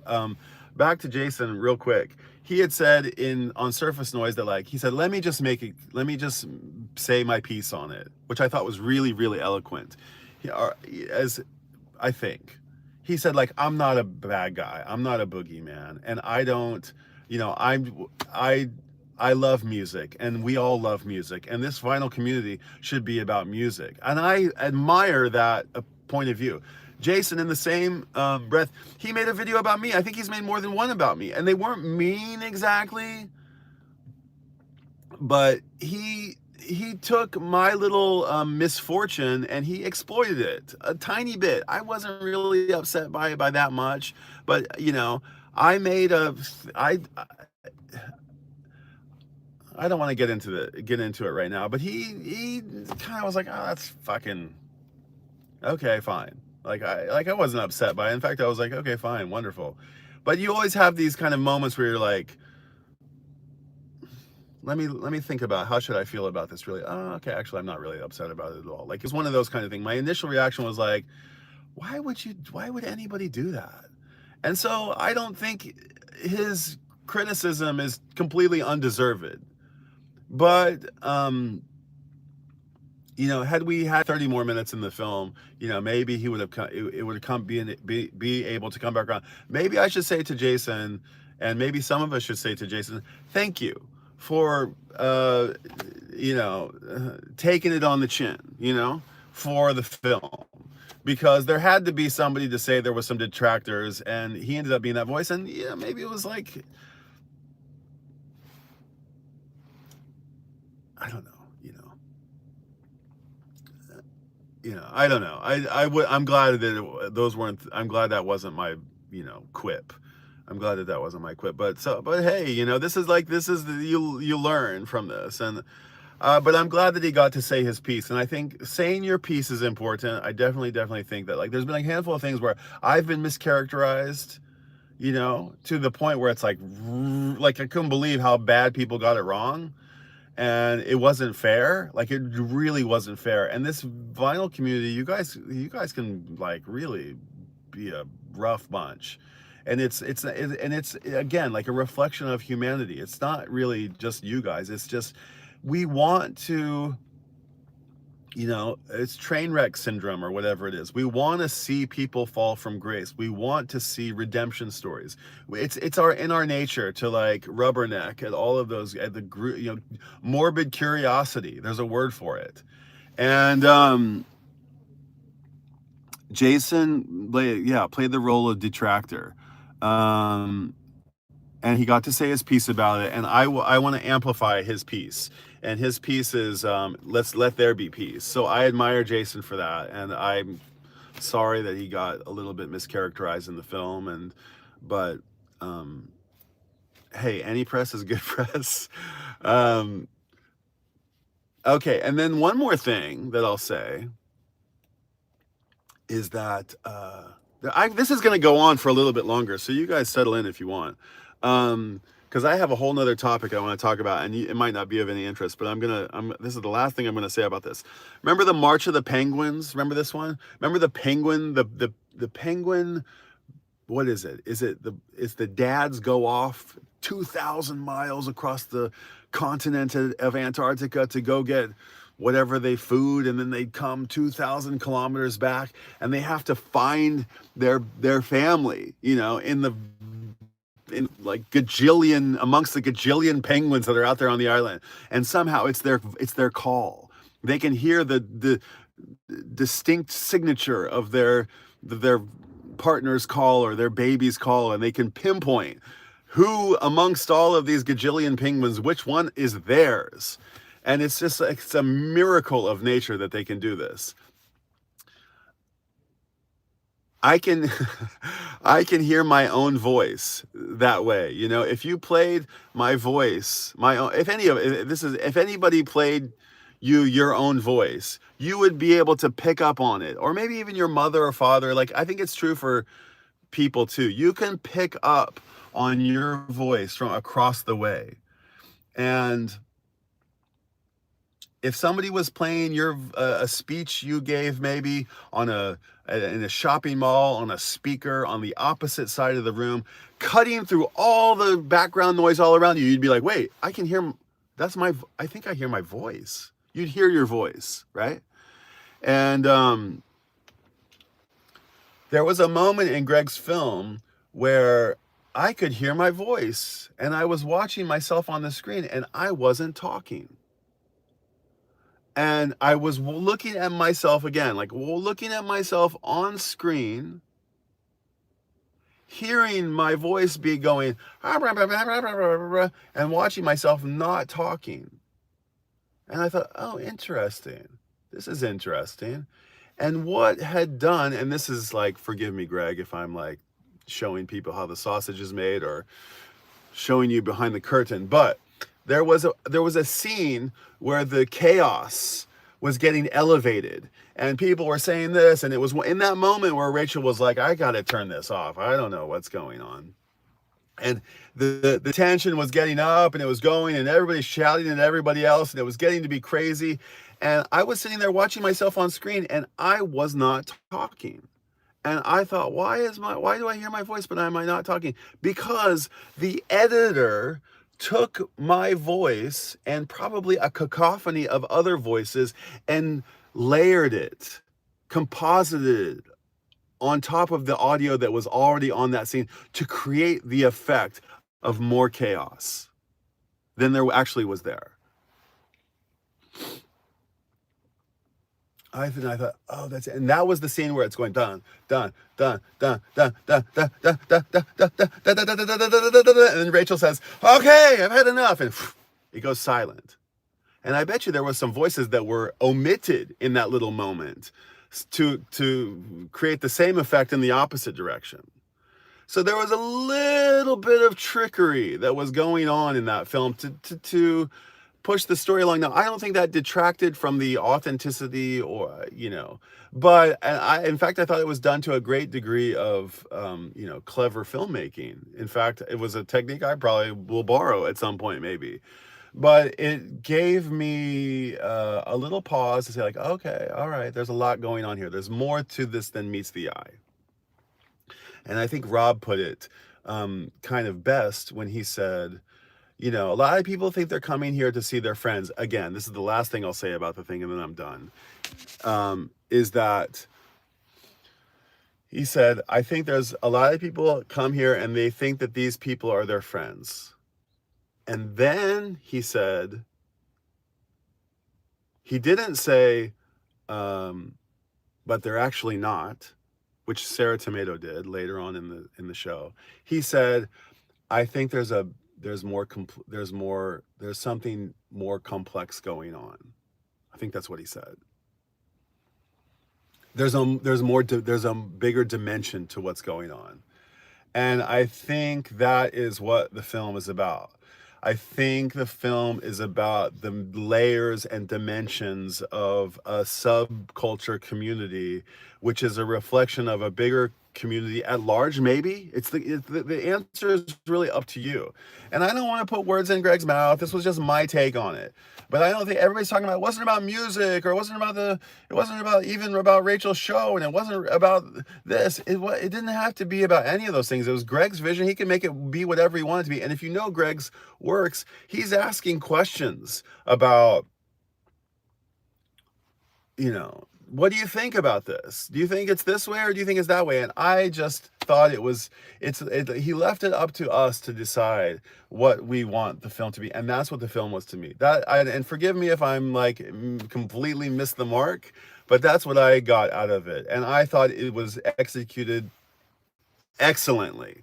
And even, the fact that Rachel was like, upset about my contribution. I'm sorry that I didn't, but it actually um, amplified her, her part a bit. Even like her commenting on it, I think amplified her, this very thing. So anyway, thank you.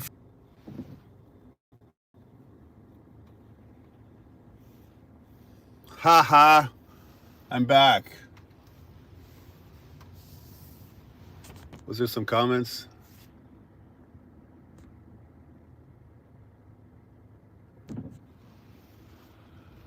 I'm back. Yeah. It's consider the stream over and consider a new one being made. But I actually wasn't finished. I was finished about the Rachel thing. It was amazing that my battery ran out when I came to a natural conclusion. So consider that done. But that was wrapped up. I feel like I put a bow on that. But my battery ran out. I thought I was plugged in, but I had the car off, so it died. But I actually have more to go on. So anyway, let me just say real quick, thank you for letting me go off on that Rachel's thing on the TV show. Just thank you for letting me riff on that, and let me know what you think. How is if you're watching this on the replay, let me know what you think. What did I get wrong? Let me know in the comments. Now I want to talk about two other things completely different. Last night, and like this stream should have just reached a natural conclusion, but I'm just going to keep going because I am. Last night I went to Morgan Fisher's house. Morgan Fisher is the piano player from Mott the Hoople. Mott the Hoople, the famous Mott the Hoople. Morgan Fisher lives here in Tokyo, the piano player, and he is from London. He's been living here in Tokyo for 30, 40 years, and he goes back and reunites with Mott the Hoople every few years. I think there's only a few Motts left. There's not that many of them left. But I think, is Ian Hunter still with us? I forget who's with us still.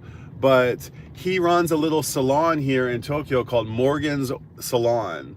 And he has a piano school. I don't know if he actually teaches piano, but he has an old piano school where he lives. And the first floor has a grand piano in it. And then it's like this old house where there was once maybe a couple of pianos. And he hosted an event last night, and it was the 7th edition of the London Boys.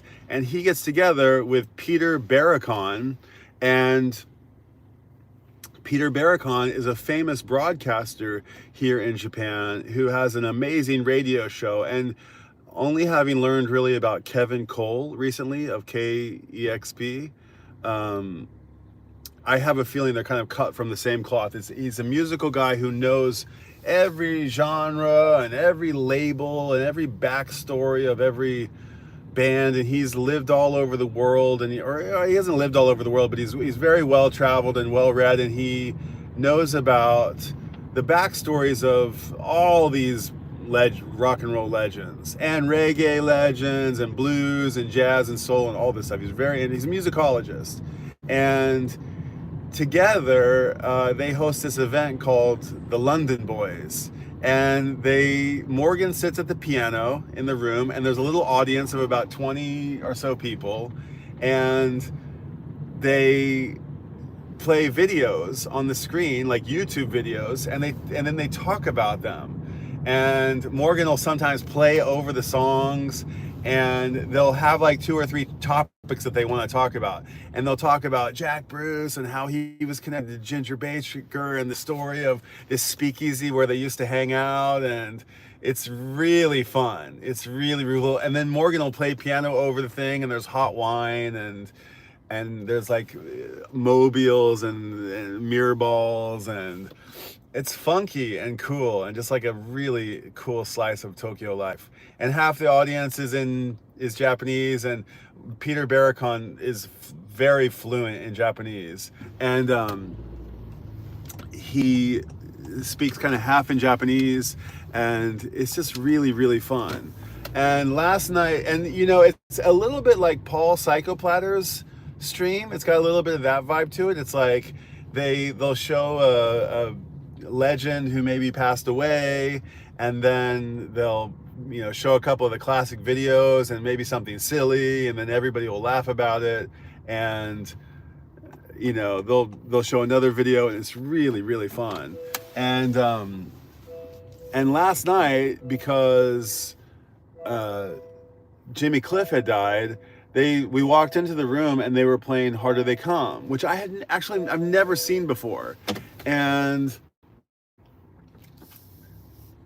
it was just playing in the background, and I was watching it, and it kind of seemed like one of those Godard films where it's just like, it's almost kind of painful to watch, and there's no lighting whatsoever, there's no production value at all, and you can barely hear what anybody's saying, and because it was, you know, patois, and it made it even harder to like understand.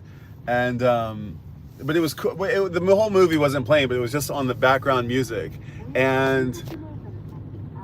But I got to see, oh, there's where that image of Jimmy Cliff with the yellow beret, or the yellow, you know, tam sort of comes in. All right, that's, okay, there it is on screen. And then once the show started, and once Peter and Morgan come in, and they're like, hey, welcome, and it's this little tiny audience, and it's just like hosting court, you know, in Morgan's house. It's so cool. And if you don't know, Queen opened for Mott the Hoople for the first 3 years of Queen. And you see he shows these like marquees where it's like Mott the Hoople in big bold letters, and then little tiny letters, Queen. And it's just so cool and funny. And he's got stories of like hanging out with John Lennon and Paul McCartney. It's really, really fun. And it's all like also a weird slice of, you know, it's a weird slice of London that I don't really even like. It's very British, and it's like can't quite get my head around it at a few points, because it's like, you know, they're like the Bay City Rollers sort of clothes. Like it's sort of tacky from an American point of view. Sorry guys, but it's like this bizarre little chapter of sort of just 2 or 3 years removed from like swinging 60s flower power London. It's very interesting. But because Jimmy Cliff had just died, they had a little tribute to Jimmy Cliff, and they showed the scene in The Harder They Come where he is auditioning, I guess, at church doing Harder They Come, the song Harder They Come. And it was just so brilliant. I'd never seen it before, and he's just singing his heart out, and he's got so much charisma, and it's sublime. It's just it's a most powerful performance, and I can't believe I'd never seen it before. He's glistening with charisma. It's crazy. If you've never seen Jimmy Cliff doing Harder They Come in the film Harder They Come, the scene is out there on YouTube somewhere, and he's got the ka-cha. He's just, it's amazing. Really, really cool. And luckily, and then they did, they talked about Steve Cropper, and they showed some old, like, Steve, who all was Steve Cropper with? Anyway, it was like watching YouTube and then hanging out with rock stars. It was really, really cool. And, I happen to have with me some blue identity stickers that this guy Miro, who I talk about on my channel a lot, I had some Jimmy Cliff stickers with me, and I got to give them to the boys, and they were like, "What's this about?" Because it was the plan. There was no announcement that there was going to be like a little Jimmy Cliff element. And the fact that I just had these stickers with me was super serendipitous, and they were really, really stoked. And I got to give the picture to him, and I got to send Miro a picture. I was like, yo, I was hanging out with Peter Barracon last night. He's kind of a big deal in Japan. And Miro was like, dude, last week, Adrian Sherwood, this week, Peter Barracon. And I felt like I felt kind of cool. So that was really special. And boy, if you ever come to Tokyo, and Morgan's Salon, Morgan's Organ, sometimes it's called too. There's like he has like 5 different varieties of events, and sometimes it's like people come and do spoken word while he plays, and sometimes it's like everyone orchestra kind of deal, and sometimes it's like the London Boys is the Peter Barricon thing. And if your trip ever aligned with one of those nights, it's really cool. And he had he's made a movie of his first, I think one of the first trips to LA, his father's Bolex, film camera. What do you call it? His little scene camera with like the 2 lenses on it. The Bolex is a real nice Swiss-made movie camera, and he shot it. He shot his trip. He was the cameraman of those tours, and he shot the first tour, and there goes fucking Brian May, and there's Freddie, and it's just like, it's crazy. It's really cool. And he's just showing old home movies of him and Mott the Hoople and Queen. It's really, really cool. So I just wanted to share that because it was really special. Now, I think this is where I was going to keep going because I actually had more stuff to talk about. I have another chapter that I want to talk about, but I'll just leave it there. So gratuitous to tack that onto the end of the Rachel's TV show diatribe. But I saw a comment come in from Greg that said, "Thanks, Brian. I hope that's a fair assessment, Greg. I hope there was no. I hope there wasn't. Yeah, that was my honest take on it. I commend you, dude. I thought it was an excellent effort, and I'm glad I was involved. I'm glad I wasn't more involved, and that's not to say that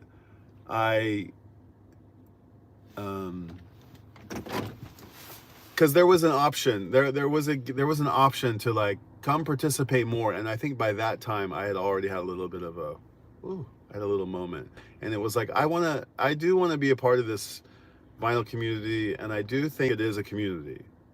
I do really think that. I think that there is a thing here that is happening, and I think to dismiss it as it's nothing is to sell it short. There is something happening here. What it is ain't exactly clear. Anyway, thanks for letting me riff for nearly 2 hours, over 2 hours, 2 hours and 6 minutes. That was really fun. I appreciate you guys. I really wanted to hear from JBB. Is JBB in the house? This is the last call for JBB. OJCs, thank you for being here. B-Sides, I like seeing your name, B-Sides. I want to get you up on stream. DJ Vinyl Vertigo contributed a lot to this conversation. There was a little spirited back and forth. DJ Vinyl Vertigo, thank you for those takes. I like riffing with you. Yvonne came in wishing everybody in the VC a happy weekend. And my husband says, shoot it on film. Let's do it, says B-Sides about making a documentary. I hope you're not getting a parking ticket, Yvonne said. Lot of. Oh, thanks for the stickers. You got the stickers in the mail. Great, Yvonne. I'm happy to hear that. Cold Vault, Jeff Myers, you got mentioned a couple times on the stream. Sorry I didn't acknowledge you when you dropped in. Yeah, it was disturbing to me. I appreciated. Yeah, there's a lot of perspectives to have on it. You have a good attitude, Brian. I hope so. I don't know, but I hope so. Afternoon. It was nice to see you. Psycho Platinums dropped by. Appreciate you, Paul, being here. Johnny L. cruised by. Music in the House offered a handful of interesting perspectives. Thank you for being here, Music in the House. I don't recognize I'm going to make sure I follow you. But I appreciate your contributions. Gary Harris, I'm glad that you got the letters. Happy to have you here, Gary. Always happy to have you here. And Gary Harris, I woke up to your amazing letter this morning. Thank you for that. That was a very thoughtful message. I'm going to reply to it in time. But thank you for that. Okay, and then a couple of troublemakers. And let me just check. JBB never stopped by. Okay. JBB, if you happen to be watching this, I'm on the lookout for you. Send me a DM. Could I ask you to do that? Is it possible? That's what I want. I want a DM. just because I want to say, I want the chance to say thank you. And he gave me a $10 super chat on the last stream, and I as soon as it was over, I thought, oh, I hope I thanked him enough.